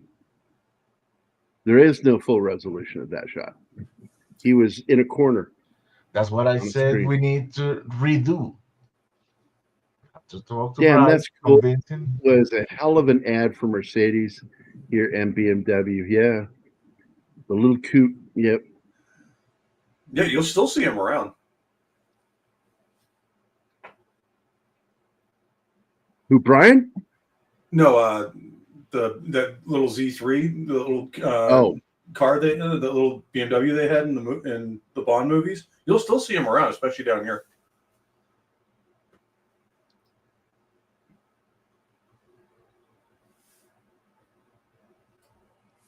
Huh. Oh, that's fun with collecting movie and music facts. Yeah, buddy. I've actually considered like doing a 1 hour show just on Rumble so I can play music. That's some of the what great I do every music. Saturday. Just go year by year through the 80s. Some of the best songs from that year. Yeah, this is it where he's letting her know. Yeah, we can fuck now. Yeah, right. She goes, after my swim. I like how she immediately called him out on making shit up. When he talks about the tradition in the military. The tradition in the military, she goes, you're making that up. You're making it up. Yeah, well, yeah. I want to jump those bones. Them bones. Bon Scott, Angus, and Magnus Young of AC/DC, all born in Scotland. Brian Johnson was a Geordie. You know, by the way, one thing I failed to mention with Llewellyn when we talked about From Russia with Love was his first movie, and he's Welsh, and they wanted him to make Q Welsh, and he disagreed. And he countermanded their order, and he did a proper posh English accent for Q. Behave yourself. behave yourself, Bond. You know, I would like that returned to me in one piece, Bond. He refused to do his Welsh accent. I don't think so either. I think that he was right doing that. But originally, that's what they wanted.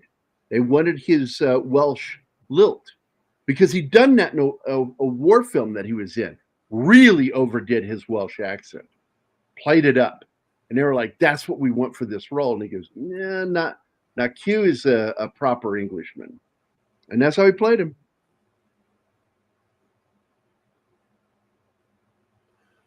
No, and that's back when they allowed actors to make those kind of decisions, and the actors had enough common sense and enough pull to make that happen. Yeah. The first airing of it was scheduled in 2001. But, well, you know why it didn't air then. Yeah. Yeah. Well, that was the creepy part about, being old enough to remember 9/11 is how many times have we seen either the Twin Towers or all of New York destroyed in disaster movies and alien invasions and whatever else. And then you see it happen for real and you're like, wait, shit.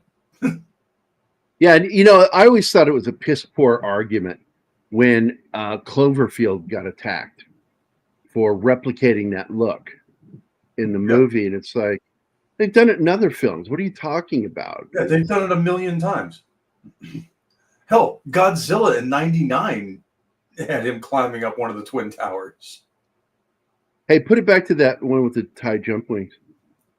You know how they could tell they were Thai jump wings? Because they were spicy hot. There you go. But I was going to say the third pin. Oh, and that was something that made me sad that they kept out that scene with the towers from Spider-Man. It really did make me sad because it was cool in the trailer. I wanted to see the finished product because it's a huge nod to the opening of the Spider-Man animated series from the 60s because he captures the bad guy's car with a web slung across the street from light post to light post, which was dumb because those light poles would have come down with that car hitting it. But oh well, just fucking smile and blow me. Oh, don't care. You don't. What is that? Oh, it's in things that Mel Gibson said in his rant when he was drinking. Yeah, and angry. And rightfully so when you find out some of the shit she did. Yep. Really? I didn't know this. Clooney was on Street Hawk. He was also on a little TV series called The Facts of Life. Yep. For one season. Somebody's important. No, not really.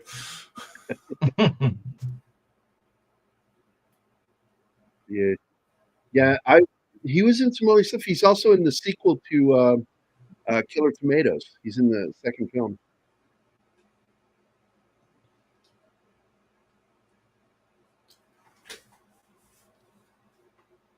Yeah, that is really weird when you see video movies now that are supposed to be set pre 9/11 and they have to CGI in the Twin Towers.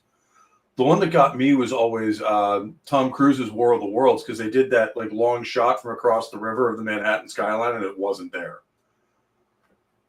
Yeah. That's another film, by the way, that did the same thing with the dusting people. Yep. Where they look like after 9/11. Nobody complained about it with that one, but they did with Cloverfield for some reason. It's like, yes, shit is falling down. There is dust everywhere. This is a thing.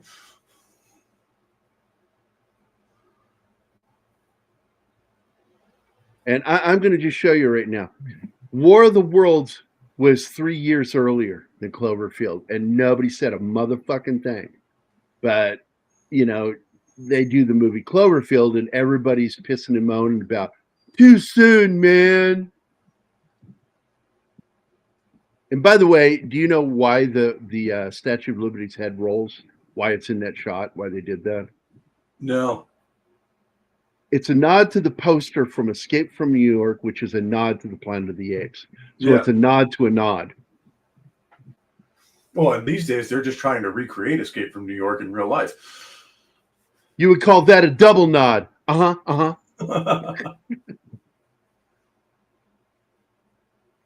Marine jump wings. Yep. You will not see very many Marines with jump wings because not many of us really need or really go to jump school. If you see one, he's probably recon, and you should be afraid of him. By the way, your docs, your combat medics, your corpsmen, you know where they train? They trained right across the street from where I trained at Fort Sam Houston. Yep. As of now, Fort Sam Houston is now the single medical training center for all military branches.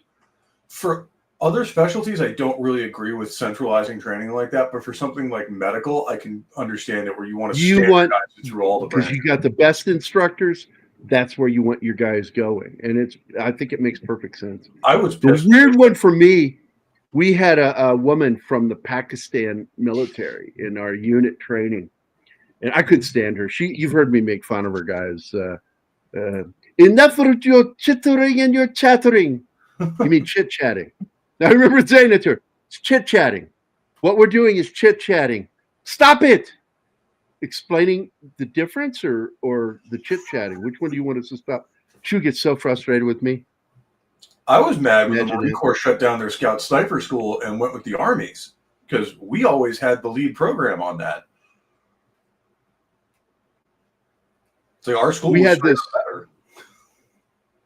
this drill instructor in AIT at Fort Sam. His name was Drill Sergeant Bajani. And he had the coolest accent when he talked. And he sounded Mexican. I'm like, his name is Bajani, but he sounds Hispanic. But he would always do the good nights to us. Lights out. He'd come up to the bay, walk around doing a full circle of the bay talking. And he goes, do you want to hear one of my bedtime stories?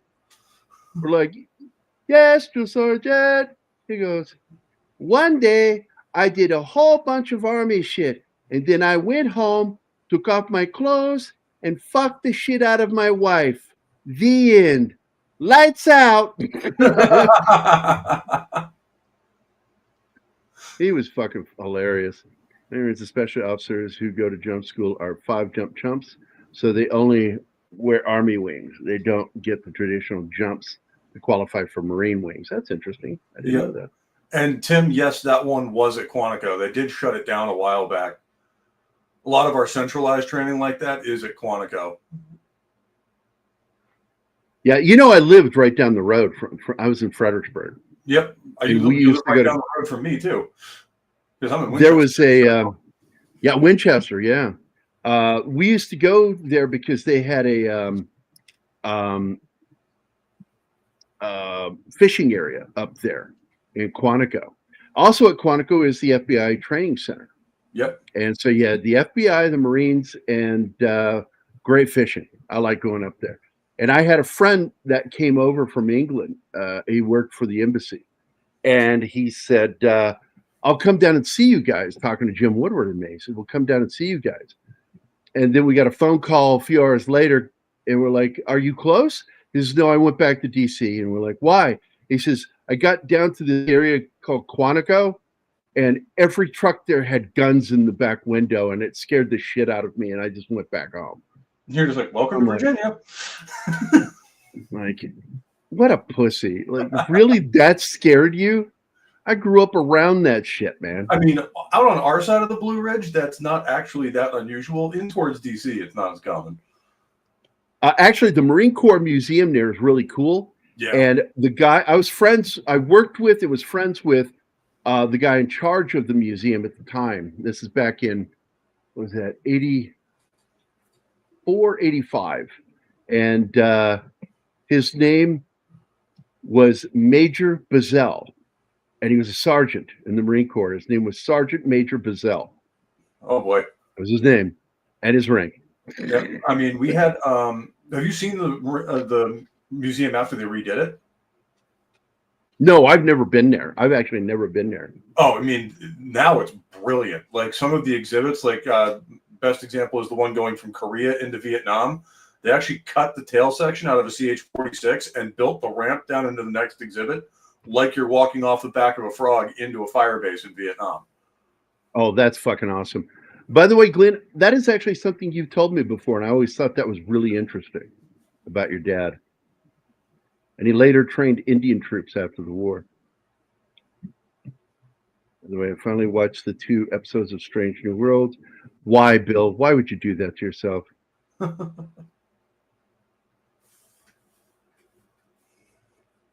Season 1 wasn't bad, but after that, it was just why. There was 2 I good never got episodes. into it. The rest were crap. I couldn't stand any of the episodes but those 2. And I thought they were halfway decent. The 2 I liked was the one where he goes that world and the kid has to be put in that chair. Yep. I liked that episode. And I actually liked the episode where that sentient super deity like alien takes over the ship and they start telling a fairy tale. Yeah, that and was I thought it was funny. One. And I didn't like the fact that they made Pike a pansy. I thought that was really rude. Yeah, but I like that they let the actors kind of have a little bit of fun with it. And I liked that it was kind of going back to the old Trek of making them act completely out of character. Well, that's out of character. And that's why I kind of enjoyed that episode. The rest of it I thought was just crap, bad writing. Who jumps out a perfectly good didn't airplane? like the musical? I never watched it. Wouldn't do it. You couldn't pay me to watch that. The World War I Museum. And you know what? If you paid me $1 million to watch it, I'd only fake watch it. The World War I Museum in Kansas City is also good. Yep. The new museum of the U.S. Army at Fort Belvoir, which is my old post. Fort Belvoir is my old Army post. Yeah, I've heard the new Army Armor Museum is really good. Like they have an example of almost every armored vehicle the Army's ever used in any kind of numbers. I think that's at Benning. Because I need to see how Pike ends up in a blinky chair at the end of this. You know how? Because they played reruns to Pike. Yeah, it's not. He's not actually blinking yes or no. It's just killing me very, very slowly. Yeah, I tried to join the Fredericksburg Stonewall Jackson Brigade in Fredericksburg. They were National Guard, and they had no vacancies. So I ended up being attached first to Fort Belvoir. I didn't want to go there, and I ended up transferring out to California. Wow. Where I was with actually an Army Reserve unit, and I preferred that one. And it was a medical unit. We were ambulance unit. I became an ambulance commander, and I fucking loved that job. I had my own Humvee. I about gave my first sergeant a stroke, and he says, "You could not." He was from Puerto Rico. He's like, "You cannot stick a Humvee. It is unstickable. You cannot do it." And so I went, okay, and I turned left off the road, went into a ravine, and bounced up, and I stuck him on the front bumper and the back bumper, and the wheels not touching. Now I went, it's stuck. If you make he got so angry at me. If you make it to first sergeant and don't know better than to ask a grunt if he can get something stuck or broken, yeah, I don't know what to tell you. Yeah, right. It's like it was a challenge. I saw that as a challenge. It's like, fuck yeah, I can get this thing stuck. I'm smart. I know math. Right? I know physics. Not only that, we will do it just to prove you wrong. And it's really why I did it, just to prove him wrong, because he annoyed me. But that's don't get me wrong. It's like, oh yeah, this is grunt proof. Every grunt ever. He was a nice. Our first sergeant was a really nice guy. The person we liked was our XO. Lieutenant Bose was the shit. We loved her, but he was like just he was an officious prick, and we just didn't like him. He was a desk jockey, and we were like, all of us were former infantry level guys.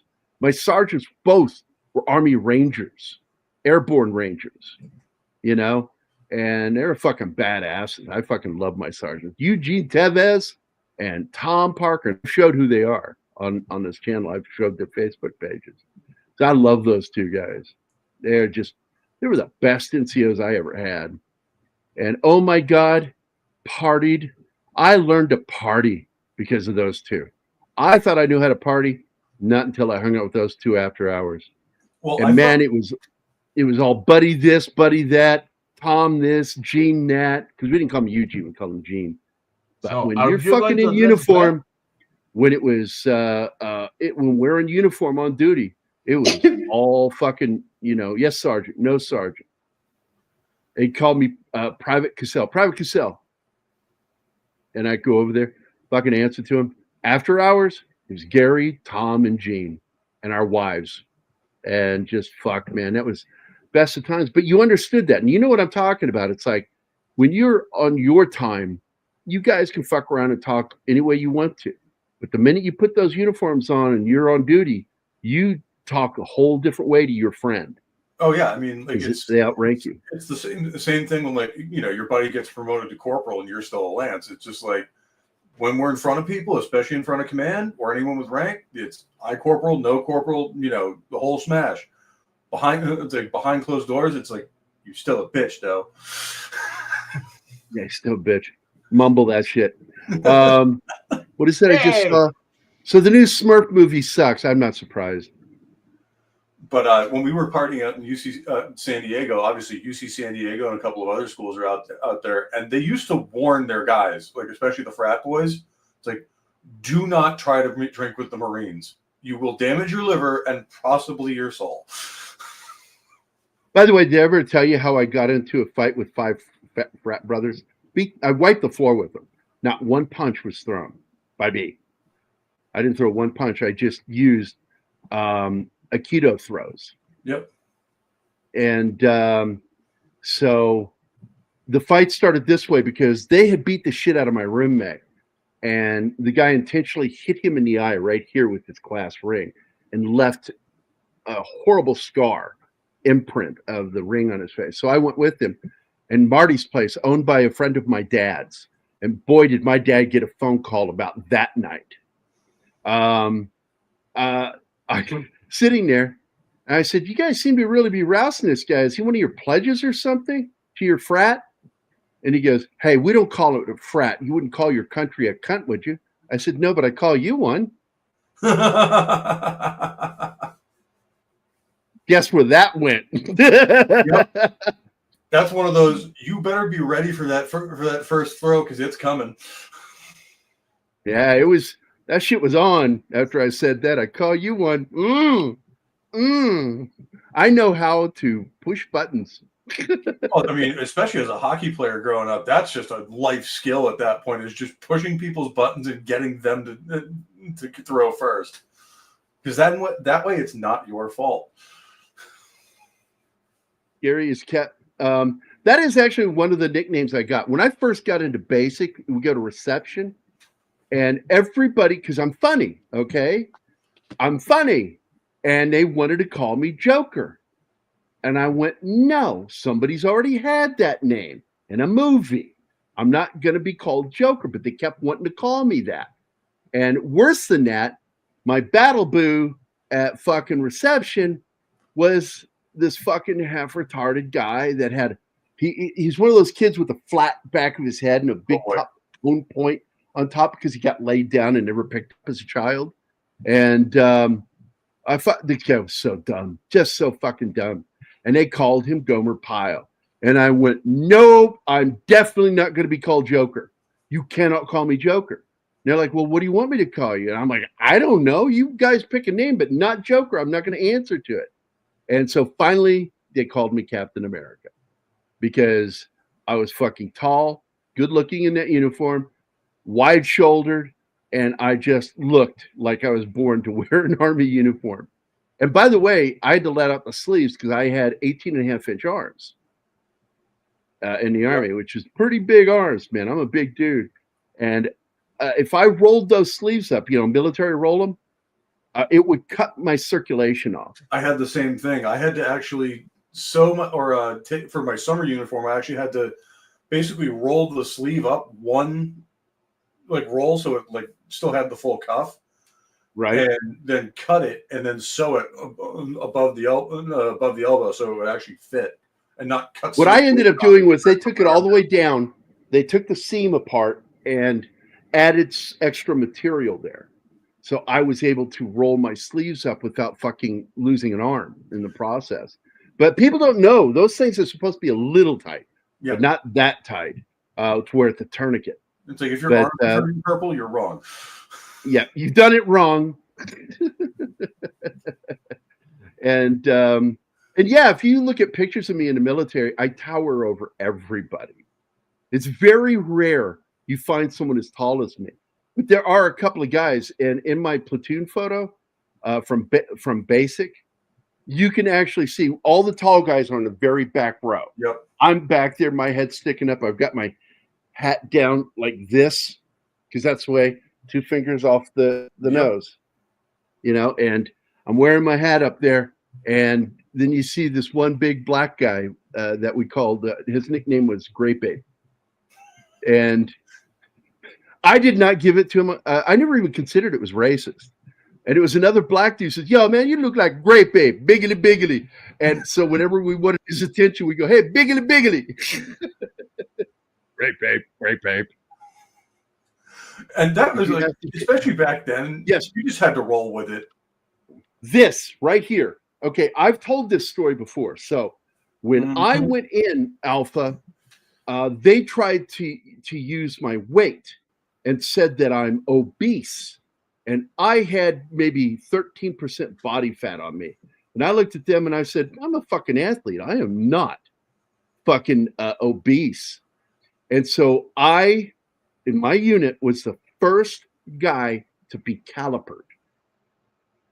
This is 1990. I had to get taped when I was in because I'm like 10 pounds over from what I should be for my height, because I was always been a bigger guy, even for 6'2". And, you know, I had to get taped. Usually I came into first sergeant's office and took my shirt off, and he's just like, the fuck out of here. Get the fuck out of here.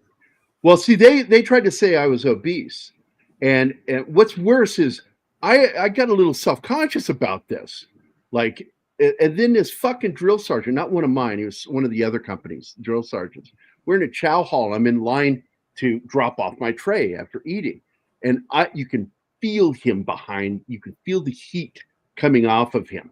And you know the sound. You know, people don't understand that humans have great positional sound. We can hear when somebody walks up behind us. You know it. Even if they're quiet, you can feel the sound bounce off of them, and your ears pick that up. Yep. And he was right behind me, and he goes, "Hey, donut!" And I just stood there. I didn't budge, and I stepped forward each time we moved the next person up. He's sticking behind me. "Donut, I'm talking to you. Donut, answer me." And I told drill instructors, I said, "You can call me by my rank, or you can call me by U.S. Army or Kissel. I will not answer or respond to any other name, because you can call me soldier, because U.S. Army. You can call me by my rank, or you can call me by my last name. That's all you get to call me by. I won't respond to any other name." And drill sergeants like that I was smarter than them, that I figured that shit out. And finally, this guy had been yelling at me for like, I would say about 30, 40 seconds, just right behind me, yelling, calling me donut, and me not responding. And my drill instructor goes, "Hey, he's not going to react to you. Just give that shit up and move on." Because they knew me, man. They knew I was smarter than them. Because I got to hang out with all of our senior drill sergeants, all of them. We got into what's called a fight club. And after hours, they'd throw mats out in the back, and anybody who knew how to fight, they'd invite them down there, and we'd all spar with the sergeants. Hats off, ranks off. We're just fucking around doing some sparring. And I enjoyed the shit out of that. And it's what got me my first respect from these guys, is I know how to fight. And they like that. They're like, "Oh, you got some good moves on you." And so hanging out with them like that, and then getting put to squad leader, because again, you have these guys, like the sergeant said, none of this bothers you, does it? And I'm like, I said, can I be honest? And he's like, yeah, no, it doesn't faze me a bit. I said, you guys have nothing on my dad. My dad would actually beat the shit out of me if I fucked up this stuff that you do. And I've been raised in this environment. I was made for the military. I was raised by a guy that was a fucking drill instructor my whole life. Right. 96 setups, 83 push-ups in 2 minutes. And yeah, there you go. Yeah, I was high PT too, dude. Fuck, man. I could push out setups and push-ups, man. Push them. My thing was the run. I was worried about the run because I even though I can run fast, it's for short distances. I was not a long distance runner, and so I still cleared it because I was 26, and I think I had to get it in 15 or 16 minutes, the 2 miles, and I got it in 12 and a half minutes. So not the fastest motherfucker when it came to the long distance running. My thing was always the pull-ups because you know how it is when you're built like us. You get these those were easy, big long arms, and you're heavy as hell. So you're doing like 2 in the time it takes a lot of the shorter guys to do 10. See, I've got normal. Here's the weird thing about me: all my height is in my trunk. I have normal long length legs. I wear 32-inch inseam, and my arms are normal length. And so, like doing pull-ups or chin-ups, easiest thing in the world for me. I could pump them off like crazy, and I've been doing that since I was a kid. And but boy, oh boy, man, that run was the tough thing on me. And I hated side straddle hops, man. Those were never fun. That's the bane of my existence, man. I got stress fractures from it. And next thing you know, I'm fucking what do you call them? I forgot the term for people that are have a medical note, not to have to do certain things. Profile. Yep. Yeah, I fucking hated having a profile during basic, and I spent a week not doing PT, and I'm like, oh, this is gonna hurt me, man. So I made sure to work out still while I was like doing stuff, just crunching and fucking, because I like doing crunches, and that's the one that'll kill you. By the way, doing PT, it's not the mountain climbers. It's the fucking laying on your back, lift those legs up, spread them apart, hold it, and you see people, bodies shaking. Yep.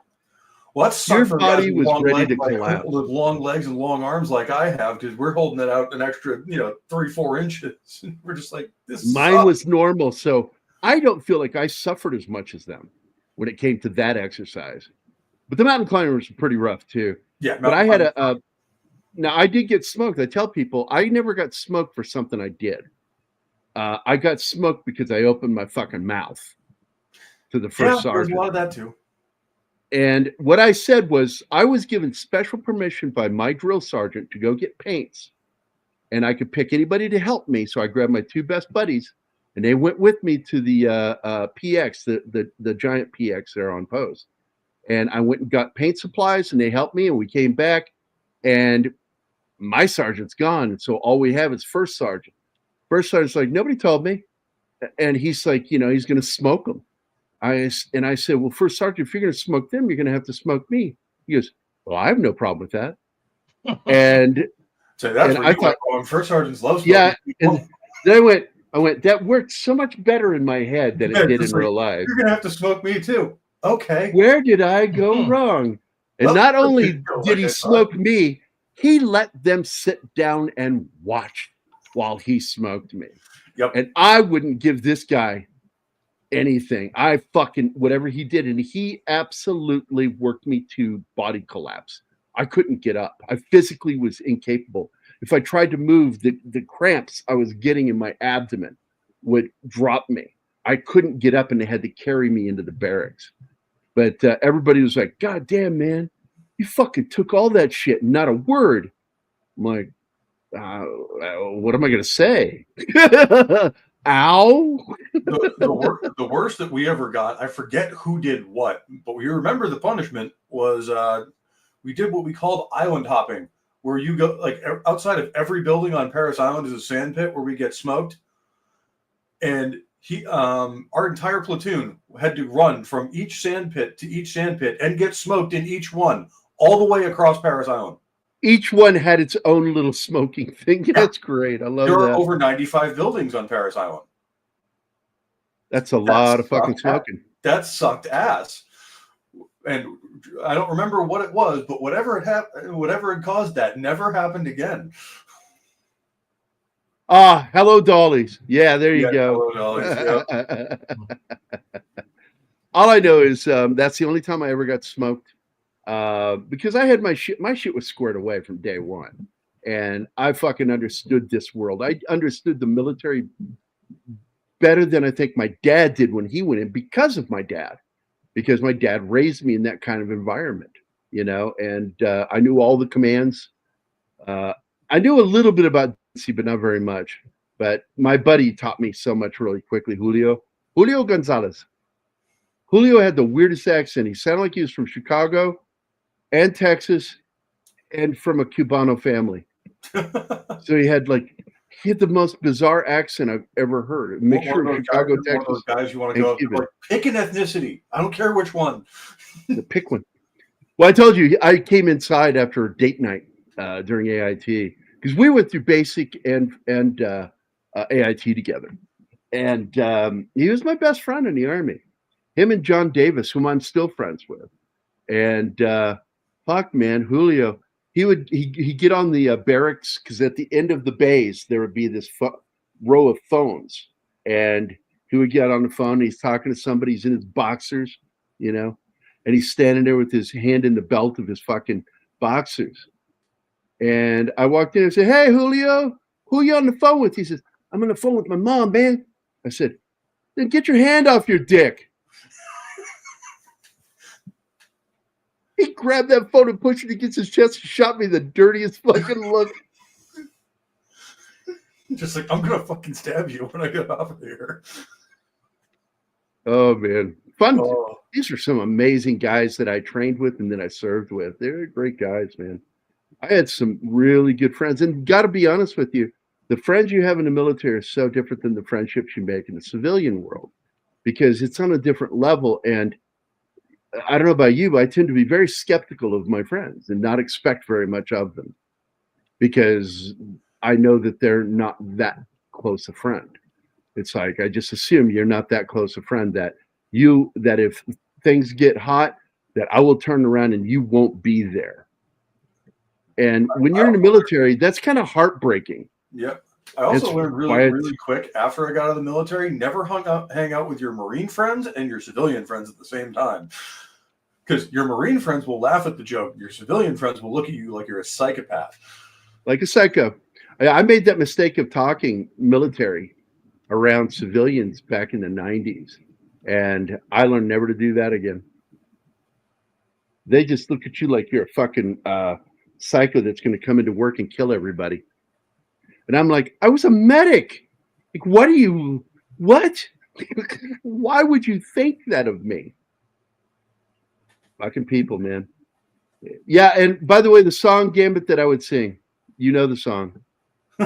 Every time I saw Julio, I'd be like, me and Julio down at the schoolyard. By Paul Simon. Like a great song. It's Julio with a J, and it's not a nickname or short for anything. No, his name was Julio. Yeah, it's yeah. But yeah, oh my god! Like, one of the best drill instructor stories I have was, we had this guy. No. I'm sorry, Paul. No. Julio Iglesias is written with a J. He's a Spanish. Yep. And it doesn't mean Joe. It's Julio. That's the name. Full name. In fact, it could be like. It's very similar to Julius. It translates to July, like the month. Yeah. In Spanish, we have that thing. That we have people with the name of July and the name of May. For us, it's Mayo. Yep. But yeah, we had this one drill instructor. He had just come over from, I don't know if you guys called it the same thing. We had a physical conditioning platoon, basically fat camp. If you came down to boot camp and you were overweight, you had to do that before you could start training. And he had just come to a wine company from them. And he used to love to mess with the PCP guys when we were in the chow hall. And he had the thickest Puerto Rican accent I have ever heard in my life. And this guy was built. I mean, his nickname was the Puerto Rican Superman because he was like 6'4" and built like a shit house. And he used to come up and be like, say shit like, I think my favorite one quote from him was, "Hey, PCP, you fat, disgusting things." It's like, "Yes, sir. Aye, sir." It's like, "Do fat girls like fat guys?" "No." "Do fat guys like fat girls?" "No." "Then where the fuck do fat babies come from?" And just we had this Polynesian sergeant. He's a switchover from the Marine Corps as a drill instructor, and his name was Drill Sergeant Merititi, or as we called him, Drill Sergeant Titty, because he had big man boobs. He was just a beefy fucking big dude. And I remember he called me out to do cadence one day and immediately regretted it because I started doing Marine Corps cadence. Oh. And he goes, "All right, kiss him, back in line. Next guy."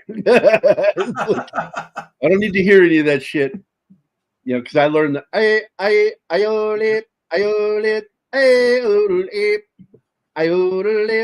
we got or one of our drill instructors got in a little bit of trouble because the morning of Family Day we do like a motivational run, right in front of them. We're all singing cadence, and our heavy hat busted out "Napalm Sticks to Kids." Yeah. We thought it was funny. They not so much. Yeah, I can imagine why. I remember hearing the first time I ever heard motivational run. I said, "What are you guys going to chase us with guns?" Drill sergeants. I got to tell you, drill sergeants thought I was funny. They would laugh at my jokes. That's the question you don't want to ask, though, because especially with drill instructors, they just might. They just might. It's like, well, we weren't going to, but now that you mention it, start running. This is AK-47, the preferred weapon of your enemy. Learn it well. Oh, it has a very distinct sound when fired at you. That's the line I forgot. Yeah. And I tell people all the time, I said, my dad used to fire right over my head when I would go get targets. And so I would learn the difference between subsonic and supersonic bullets. I mean, that's one of the reasons they always had us pull targets at the range for people is we would be basically so you can learn to bunker. So you get desensitized to the sounds of rounds hitting near you, around you, and above you. And and the thing is, like, even when you go out for live fire for training, and they're firing that machine gun over you while you low crawl and all that shit. First of all, they really are way over your head. Even if you stood up, you wouldn't get hit by them. Yeah, they're like with tracers, you can't tell distance when it's going over you. It could be 4 feet or it could be 30 feet, and you can't tell. The only way you can tell is when you look down further and see where it's coming from. Can you then begin to judge how high it is? And those live fire training sessions, they were intense, dude. I remember this one guy got pissed because I'm a big dude, okay, and my fucking canteen and one of my pouches on the back of my belt got snagged on the barbed wire that we're crawling under, and yo, man, get moving, man. I said, hey, can you see my shit snag? You're back there.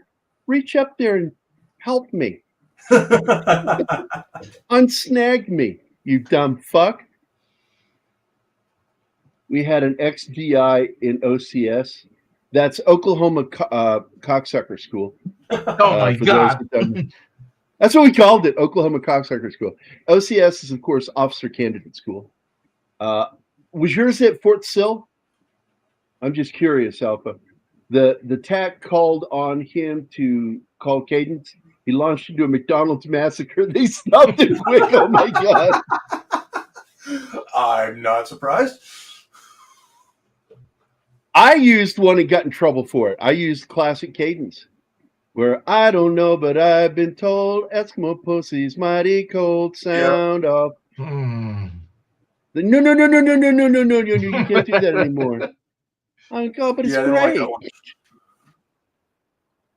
I'm not going to see it. I will wait and see what everybody says, and then I'll probably wait till it comes out on VOD. Yep, I will watch it on VOD, regardless of word of mouth. Yeah, Feige doesn't get any more of my money. After 2019, he can go fuck himself. Banning school for boys.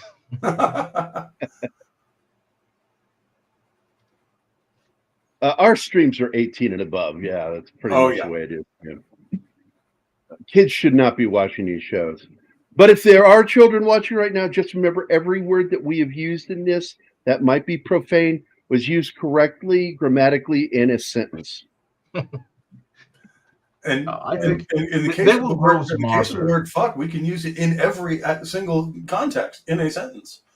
Well, I told you, I apparently one time in the Army had nothing but the word fuck, a variation of the word fuck come out of my mouth that I don't remember ever saying. And they said, one dude was like, I've never heard the word fuck used so many different ways in one sentence.